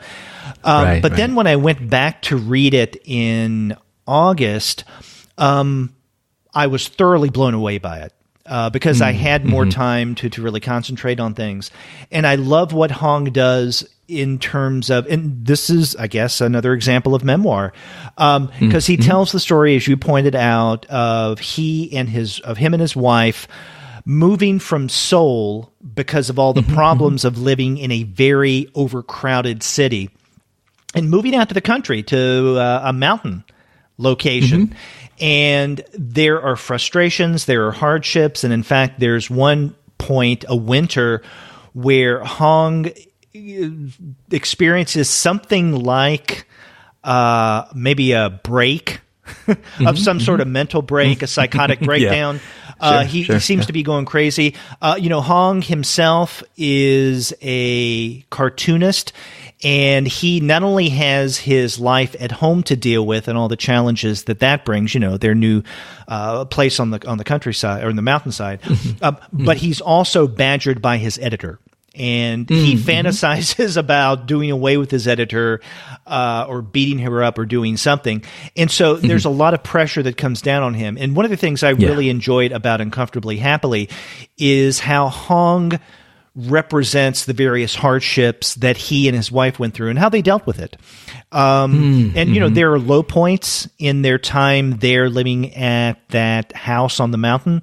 But there are also some joyous moments, and it's just a fun book to read. I also enjoyed Hong's style because there were moments where he exaggerated and made much more cartoony his art in order to emphasize certain states of mind, whether it be joy or frustration. And that's something that, you may find in some comics, manga and otherwise, but I think that he utilized that strategy much more frequently than you see in most comics. Yeah. It's in many ways a throwback to Tezuka or pre-Tezuka Asian comics, and but wonderfully expressive and subtle. I loved it. Yeah, a beautiful book. Yeah, I strongly recommend that to readers. If you want to get a sense of, what kind of comics work is going on in Korea. I mean, I don't know if this is a great place to start because, hell, what do I know about Korean comics? I mean, I've read a couple, but I think this would be a great way of beginning to get into what's going on in Korea. And I congratulate Drawn and Quarterly for putting this out. This is one of what I think 3 Drawn and Quarterly books on my best of, the 10 best list. Yeah. And actually, worth mentioning, I think it's the beginning of Drawn and Quarterly wanting to publish more of Hong's work, maybe other work of his. And he's a very significant Korean manhwa creator, from what I can tell, also as somebody generally ignorant of the field. So I'm really excited about other stuff from him coming out through Drawn and Quarterly. Let's hope soon. Yeah.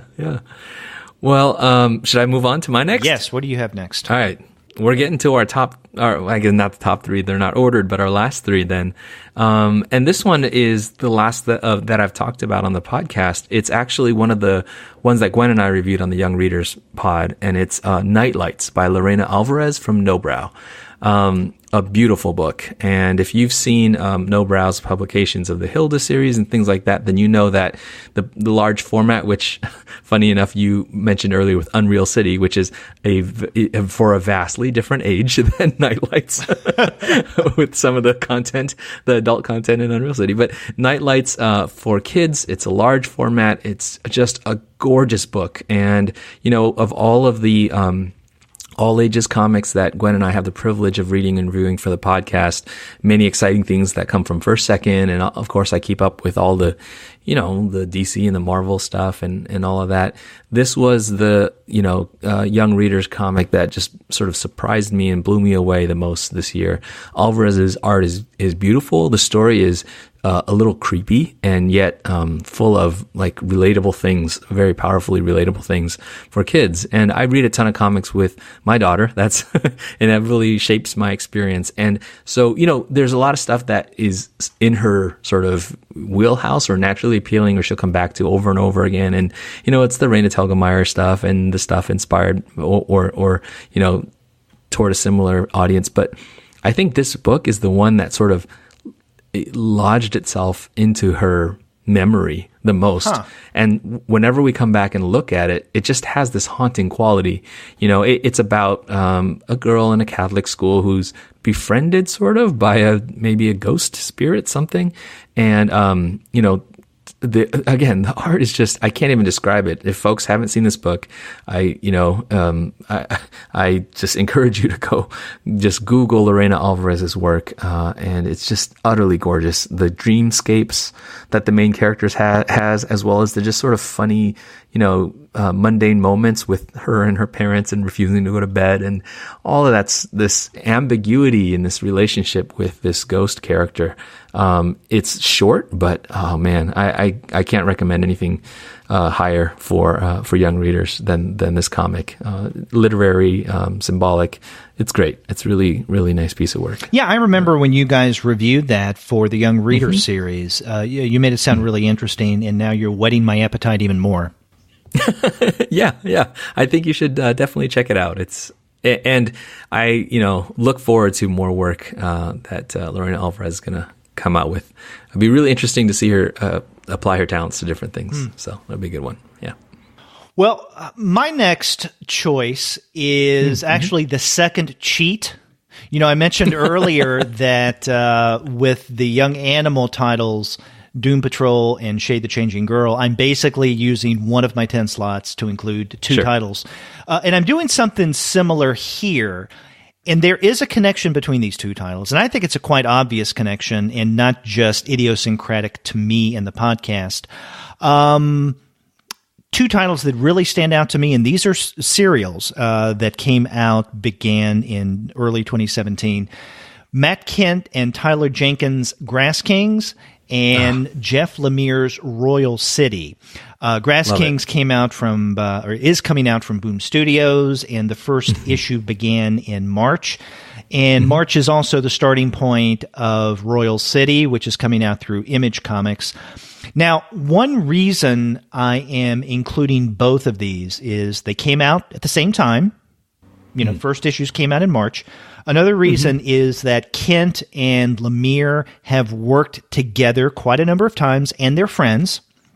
But yet another reason why I'm including both of these together is that in the same week, it was, May 1st and May 5th, Andy and I had the pleasure of interviewing first Matt Kent and then Jeff Lemire, and both Lemire and Kent are two creators that we had been wanting to have on the Comics Alternative for quite a while, especially with Matt Kent, because I would always see him at Heroes Con, and he would say, I want to be on the show. Let's wait till my next collection comes out or the next series, and then or the end of something. And so Mind Management ended, we didn't have him on. Department H started, we didn't have him on.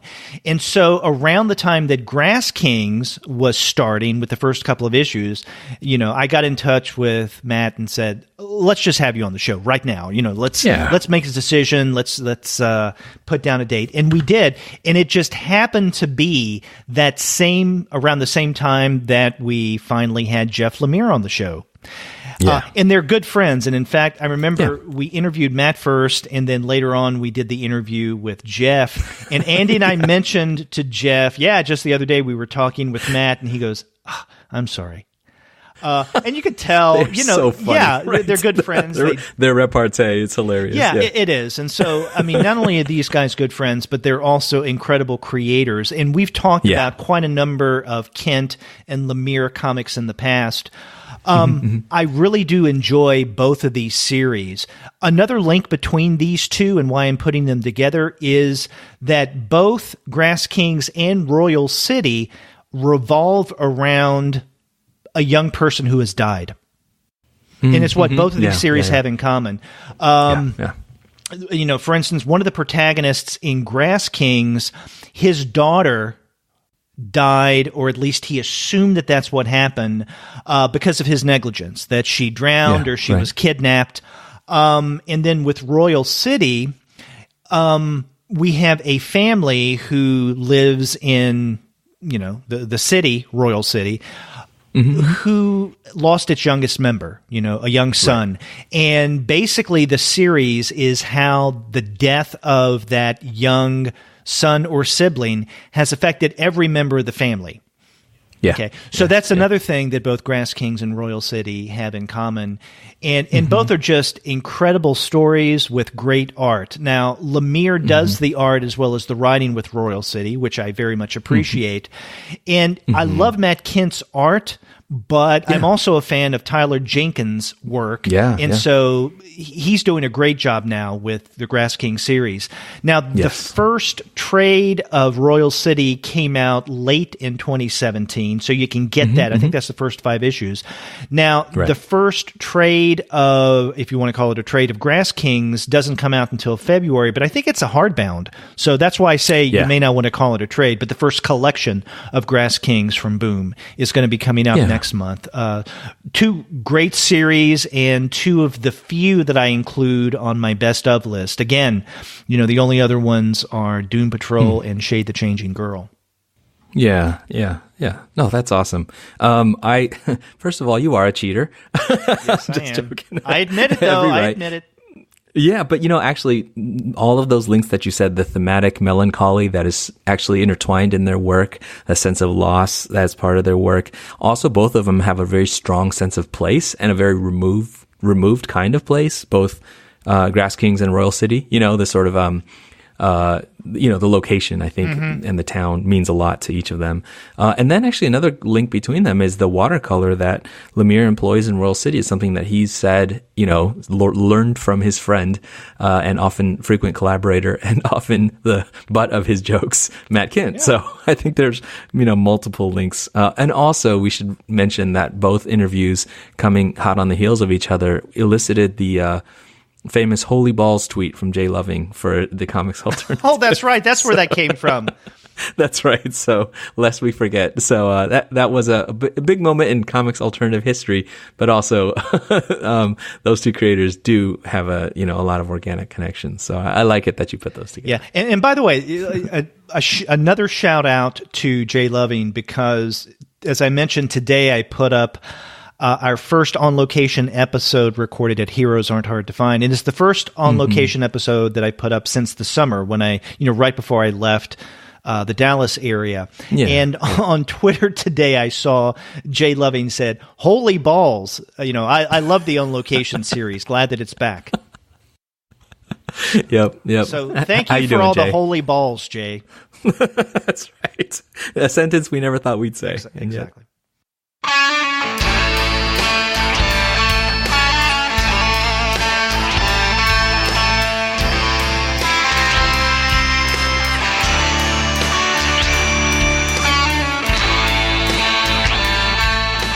Okay, so we're up to the final two that both of us have. And, one of the things I found is we haven't overlapped that much at all. And if there has been overlapping, it's been, let's say, one of your favorites of the year is an honorable mention for me or vice versa.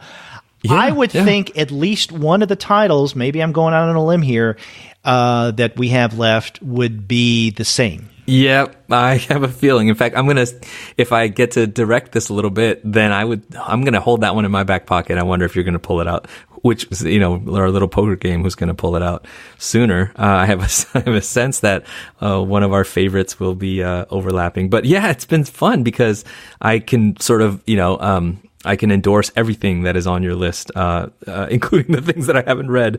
I love your list, and yet I'm sticking by mine. So it's kind of cool that we're getting the spread, of stuff that's out there. But yeah, well, my second to last then, if I may, is from Fantagraphics, and it's Cathy Malkasian's Eartha. Sorry, I almost said Bertha. I totally blew that. Eartha, which came out earlier in the year. And I think y'all reviewed this on the podcast as well. Is that right? No, we didn't. I had talked with her about being on the show for an interview, but she preferred an email-based interview over a podcast interview. And at first I was up for that, but then I got involved with other things and just never got around to it. So no, we didn't discuss the book. No, we didn't interview the creator. Well, I think nonetheless, it was one of my favorites of the year, and it's this beautifully painted sort of fable or extended allegory about. I think it's wonderful for our times. It's kind of about our capacity and actually our necessity to dream and to imagine, and how we often squash that with our insatiable hunger for notifications and alarms and often misinformation that the contemporary mediascape gives to us. But I think it's done in a sort of like fable-ish kind of tale about a city across the sea, and how and basically there's the big city, and the dreams of people in the big city sort of float across to this place, this fantastical place where those dreams are dealt with and managed, and they're finding that fewer and fewer dreams are emanating from the city, and what that indicates about how people are living and the noises that we're surrounding ourselves with. And it was one of those books that is kind of beautiful comics, and again, like very metaphorical, but really made me think a lot about our existence today. And so for that, and for just how very compulsively readable as a fable it was, I loved Eartha. That's another big book. I mean, literally big in terms of large, size. Yeah, that's right. Yeah. If people have heard Cathy Malkasian's name before, it may be because of her Percy Gloom books, right? Yeah. Percy Gloom, and then Wake Up Percy Gloom. Yeah, she's someone whose style I think is really catching and attractive. She, I guess is where she got her start in TV and film animation. And her art has that feel to it, right? So you can look at Eartha, or you can look at a Percy Gloom book, and you can say, "Oh, this is kind of cartoony." Well, there's a reason, because she's worked in animation. And that's her kind of style. So great light and shadow and stuff. That's a good choice, and it's one that I guess I just didn't think about including in my list. So Bad for me. Not at all. Not at all. An opportunity for folks. So yeah, I loved Eartha. And, I don't know that it will appeal to everyone the same way it did for me, but for the particular, diseases that plague my life and I think about in our world, today, it just kind of spoke very powerfully. Mm-hmm. So. Okay. So I guess, I'm sorry. You're going to say something else about Eartha? No, I was just going to cue you up. What's next for you? Okay. My penultimate text, and again, I technically at least don't have these in any numerical order going from 10 to number 1, although as I said, I usually save some of my absolute favorites toward the end. But this one is Palookaville 23 by Seth, another drawn and quarterly book. This came out in July, and I actually interviewed Seth recently. That episode went up yesterday as we record this, in fact, January 18th. So, that's right. I've interviewed Seth before, but it was for the blog. And that was a great interview. We discussed a lot, covered a lot of ground. But I definitely wanted to have Seth on the podcast.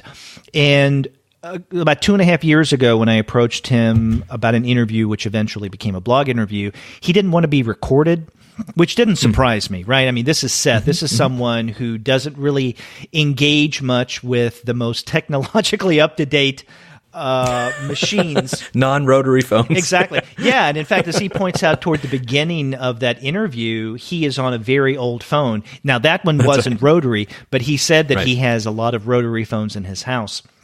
Right. But anyway, I think almost every year a Palookaville comes out, I include it on my best of list for that particular year. And this is no exception. Now, Palookaville 23 is probably most notable because it's the conclusion of his Clyde fan storyline, which he began in 2007. So this is a narrative that was a long time in coming. In the early issues of Palookaville, when it was actually a comic book, I think beginning with issue number 3, he started what eventually became the graphic novel, It's a Good Life If You Don't Weaken. But that went, I think, from issue 3 to number 9. So I think it's a substantive story, but it didn't take a long time to complete it. Clyde fans, on the other hand, started with issue number 10 of the comic book Palookaville, and then he carried that over into Palookaville number 20 when it became a book. And so for the past 4 volumes now, since it's a book and not issues, what Seth has done for the most part is, with each volume of Palookaville, include 2 storylines, one of which is Clyde fans, and then something in the middle. And usually the something in the middle is something that is not necessarily comics related, although it could be. So for instance, I think in Palookaville number 20, you had a short bit about his work on Dominion, and not just including this fictional town of Dominion in some of his comics, which he's done, but the Dominion model. Yeah. Where he has, and he mentions this in our interview that went up this week, painstakingly, gone through and created various buildings, communities, neighborhoods in the city of Dominion that he says he doesn't have room for anymore. In this most recent issue or a volume of Palookaville, sandwiched between the last installment of Clyde fans and then the latest installment of his autobiography, Nothing Lasts, is a series of illustrations that were part of a gallery exhibition that was not too long ago. So with the transition from the comic book into the graphic novel or book form, you get more Seth. You may not get him as frequently, but you do get quite a variety. So first and foremost, I think that Palookaville 23 is notable because it's the conclusion of the Clyde fan storyline. But I am enjoying at least as much Nothing Lasts. Beginning with volume 21, Seth began including an autobiography that he includes in his sketchbook comic series. And he's published 2 books in that series. One was Wimbledon Green, and the other is, the Northern Canadian Cartoonists book that came out, I think, in 2011. And, I've asked him a couple of times, what distinguishes your non-sketchbook comics from your sketchbook? And as you might expect, the sketchbook comics, as he describes them, are a little looser, not as polished. But he told me in that interview that just recently went up that he feels that his art as a whole now is starting to have this more sketchbook feel. So making a distinction between the more finished, polished stuff and the sketchbook art is becoming less of an issue, or it's becoming less clear where one begins and the other ends. But I'm really loving where he's going with Nothing Lasts. And in volume number 23, we get the story of him growing up as he gets into high school. And this is something, as he told me during this recent interview, that when it's completed, he will publish separately as, Nothing Lasts, I guess, the graphic novel or the memoir. Right. Yeah. No, that's great. Yeah. Big fan of Seth. I absolutely love his works, not only Palookaville, but even the things that he has not included in Palookaville, such as George Sprott, which is an incredibly moving book. Yeah. I love that. Your interview with Seth, which I've listened to now, in completion, is a must listen for Comics Alternative listeners. So if you're here, I think even if you haven't read the latest Palookaville, you should go and listen to that. Just if you're an appreciator of the stuff we talk about in Comics Alternative, I love the conversation that you had. I thought you went so deep with him, and I have to confess, my Palookaville 23 is still in its shrink wrap on my bookshelf.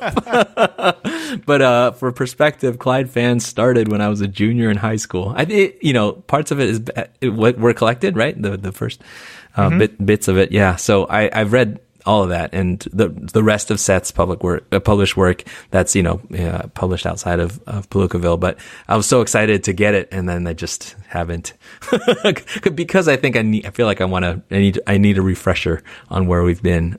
So one of these days I'm gonna savor in a long stretch of Seth. But I have to endorse that recommendation myself too, and except that I haven't read it. Well, one of the things I told Seth in our interview, if you'll recall, is that every time another installment of Clyde Fans would come out in a volume of Palookaville, I always felt the need to go back and reread everything up to that point in terms of Clyde Fans. So even though I just recently completed the storyline of Clyde Fans, the vast majority of it I have read multiple times. Right. Because I need to refresh my memory. In fact, when I told Seth that, he said, "Wow, really? You reread them?" I think he thought that people would just read it, forget it, but then move on to the next installment of Clyde Fans. Yeah.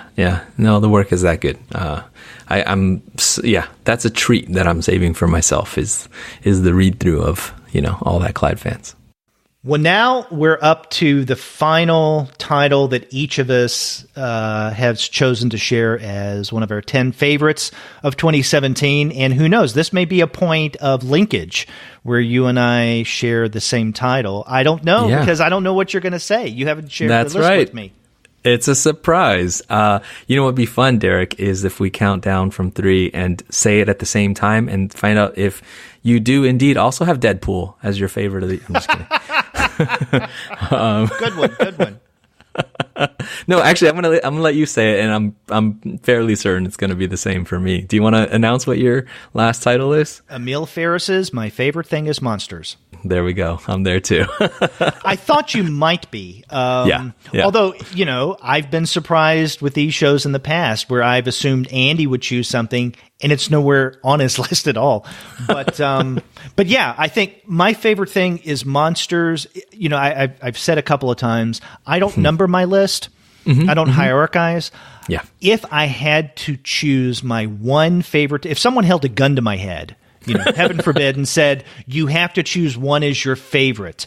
Right. As much as I love Palookaville and Goodnight Pun Pun and Uncomfortably Happily, all of those that I've gone over so far, I'd have to say it is My Favorite Thing is Monsters by Emil Ferris.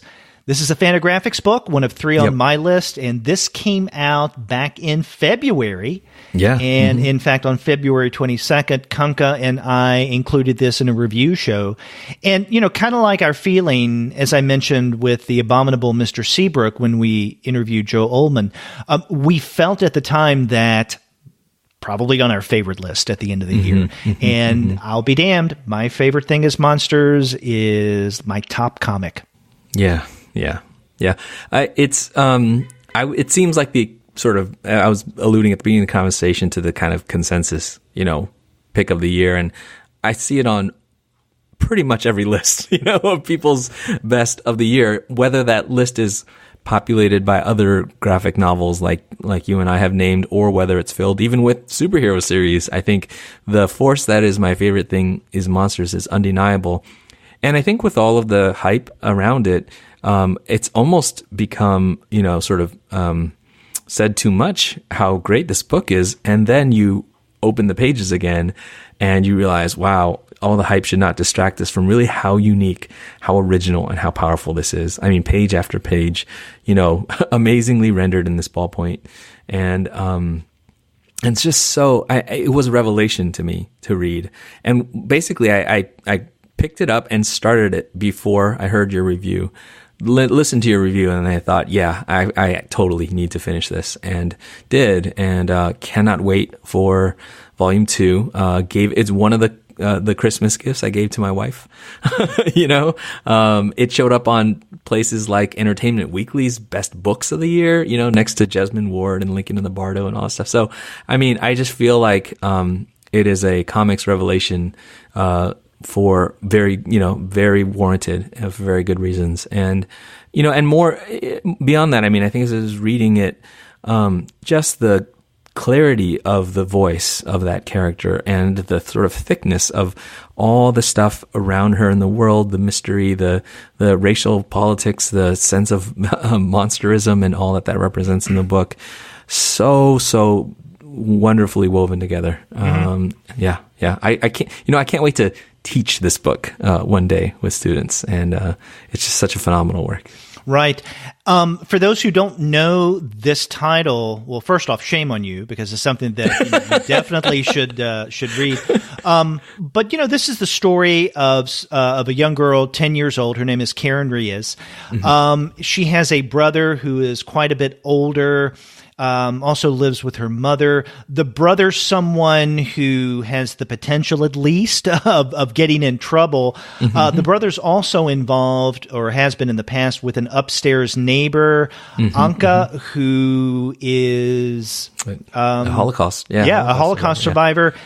Yet early in the story, ends up dead. And so then you have a murder mystery embedded in this narrative. And so Karen functions as a detective to try to find out, what happened to Anka, because she felt kind of close to Anka, or at least friendly toward Anka, the upstairs neighbor.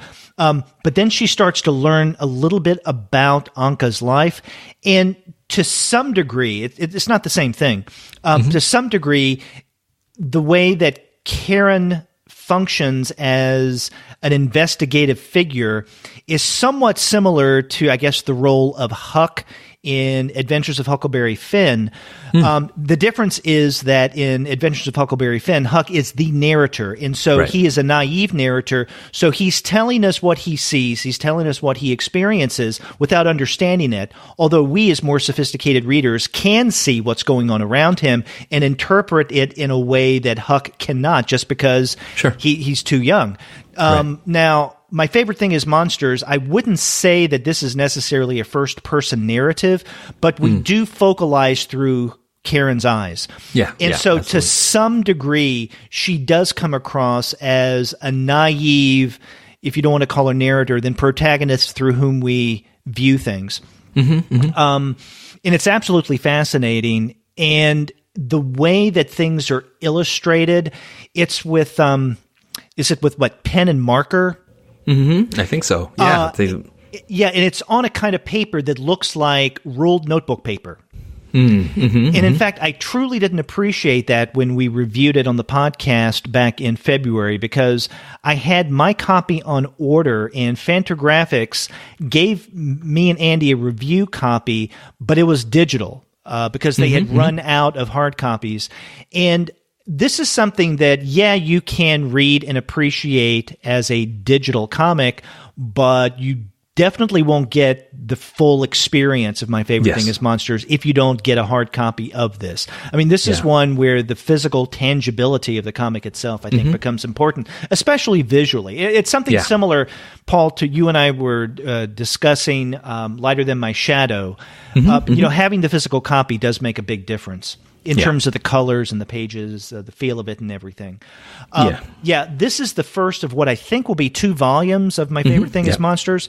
And the second volume, which I think was originally slotted for the spring, has now been pushed back to late summer, early fall. When I checked on Amazon today, I think I saw an August pub date. Yeah, I believe that's right. Yeah. And last I heard, Emil Ferris still wasn't finished with it, at least as of late last year. So, there's a lot of backstory about this whole, the process of bringing this to print, and it being lost for many years in the ocean, for because of some printing or ocean snafus or something. But Emil Ferris has also been a wonderful public presence in light of this book coming out and all the good press it's gotten. She's a great follow on Twitter, for instance. It's an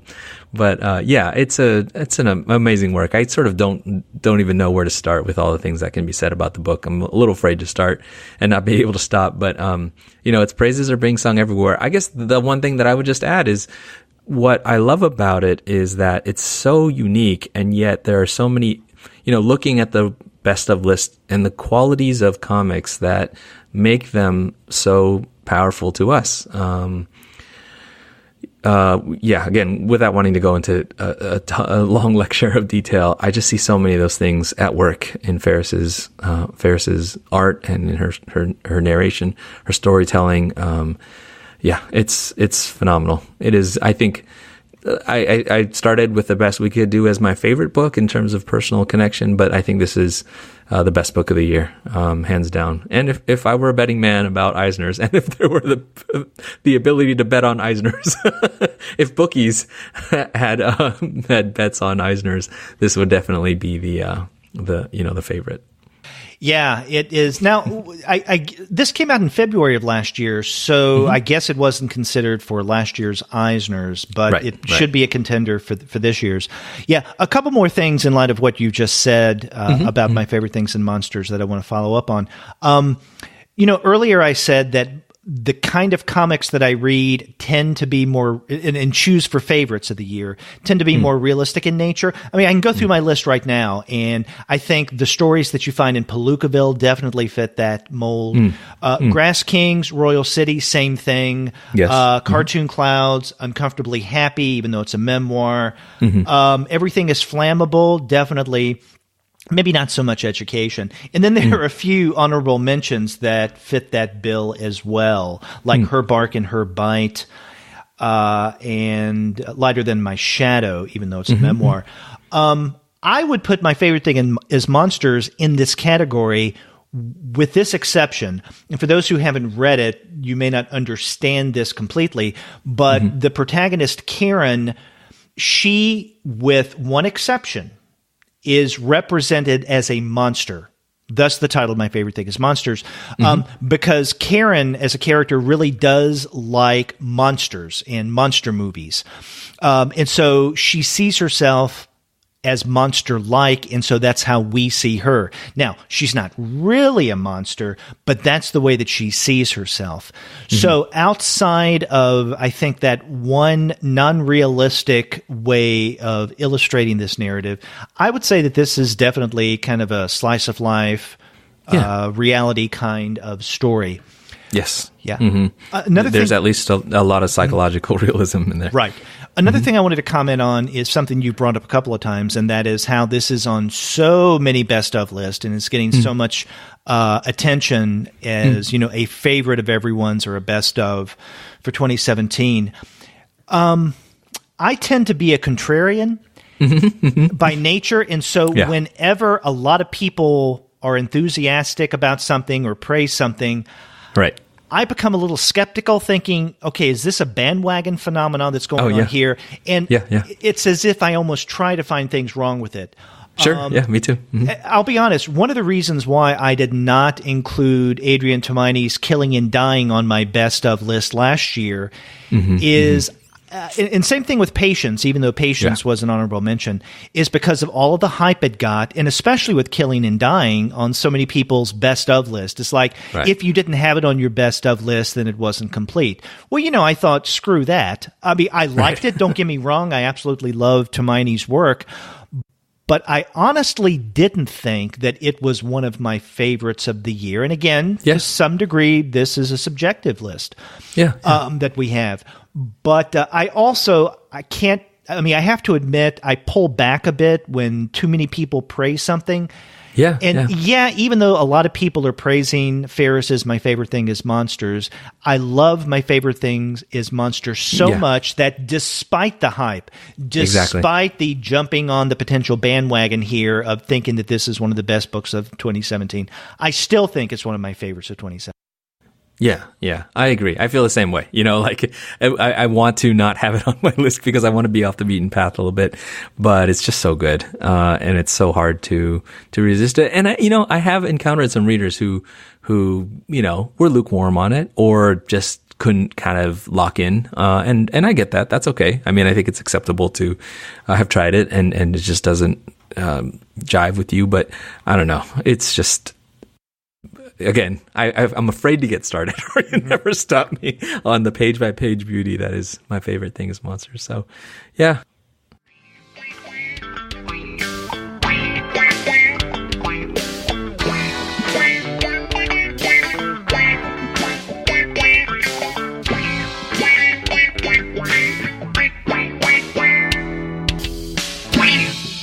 We should probably run down, maybe review one more time our titles. You kind of did going over your penchant toward realism, but I think that it's a nice caps to what I think overall was a phenomenal year for comics. Okay, you want to run down your list again? Sure, absolutely. I started with The Best We Could Do by T. Bui from Abrams. And then I went to Mech, Cadet, the series from Boom by Greg Pak and Miyazawa. And then I went to Golden Kamuy, work of manga from Viz, from Satoru Noda. Then a leap to New York for Tenements, Towers, and Trash by Julia Wertz from Leventhal and etc. Lighter Than My Shadow by Katie Green from Lion Forge. Pope Hats #5 by Ethan Rilly from Adhouse. Spinning by Tillie Walden from First Second. Nightlights by Lorena Alvarez from Nobrow. And then our Fantagraphics books, Eartha by Cathy, Malkasian, and My Favorite Thing is Monsters by Emil Ferris. That's my list. Okay. And as for my list, I don't know if I'll go over it in the same order as I originally did, but I know that I started with Inio Asano's Goodnight Pun Pun, volumes 5, 6, and 7, which came out in 2017. That's through Viz Media. I also, in the first of my two cheats, chose two young animal titles, Gerard Way and Nick Darrington's Doom Patrol, and then Shade the Changing Girl by Cecil Castellucci and Marley Zarcone, and of course both of those are DC. I also shared Cartoon Clouds by Joseph Remnant, which came out from Fantagraphics. Everything is Flammable by Gabrielle Bell, an Uncivilized Books release. And then a very offbeat experimental work, the most experimental one on my list, is John Hankiewicz's Education from Fantagraphics. I also suggested The Abominable Mr. Seabrook by Joel Ullman, one of 3 drawn and quarterly books I chose on my best of for this year. Then I went into Uncomfortably Happily by Young Sik Hong, another drawn and quarterly. And then my second sheet, Matt Kent and Tyler Jenkins' Grass Kings, the series from Boom, and then Jeff Lemire's Image series, Royal City. And then my last two, from Drawn and Quarterly, Seth's Palookaville 23, and then, of course, My Favorite Thing is Monsters by Emil Ferris from Fantagraphics. What a list. Yes. I'm exhausted. Awesome. Yeah. Paul, we've been going for over 2 hours now. Another marathon. I'm sorry. I always do this to us. Well, I anticipated our favorites of 2017 being this long because they usually are. So I hope that our listeners have been sticking with us and haven't gotten tired of hearing our voices. But yeah, I mean, we covered a lot of ground. Not only did we share our 10 favorites, but also we shared quite a number of honorable mentioned titles. And we'll put these lists up in the show notes, so definitely go to comicsalternative.com. And for this episode, our favorites of 2017, you will see a rundown of what Paul and I have just spent the past 2 hours going over. That's right. So you can ignore the whole podcast and just look at the list. That's right. Of course, if they've listened this far, they've been listening to the podcast, right? That's true. Paradox of my last sentence. Absolutely. Yeah. But, and even then, I think everybody, we'd love for you to chime in too with things that we may have missed already. I'm thinking of a whole bunch of things that I left off the list as we review it all. But, impossible to cover it all.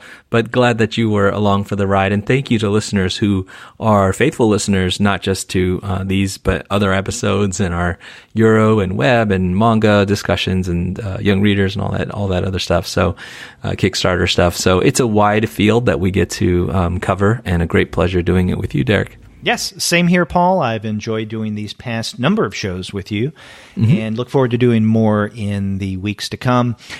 Now, if you want to be like us and get on board these incredible titles, then probably the most cost-effective way that you can do so is by going to the website of our sponsor, which is Discount Comic Book Service. Go to dcbservice.com and you will find great titles, books, as well as ongoing series and miniseries like the ones that we discussed on our Favorites of 2017 episode.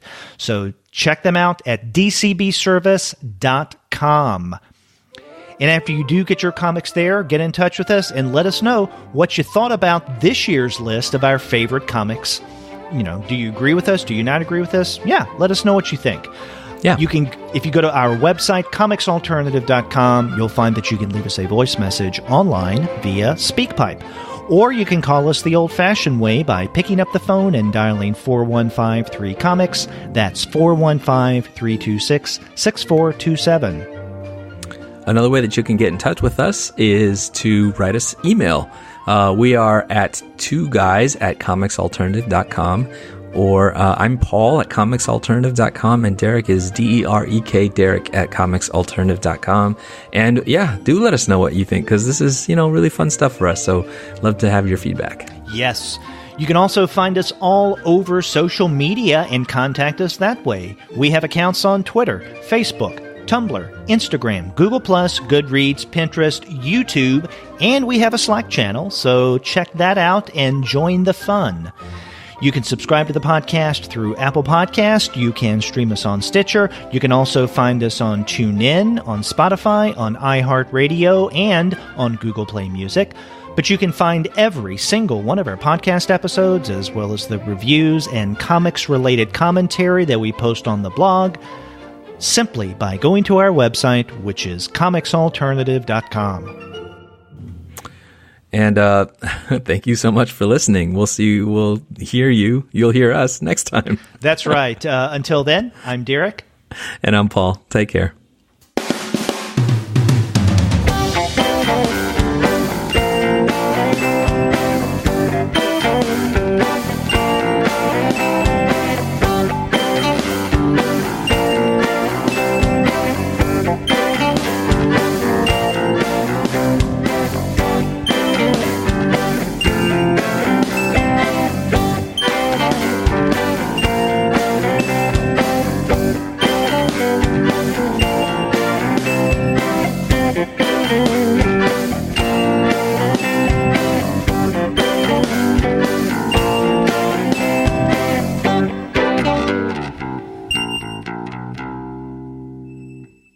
Hey, what happened?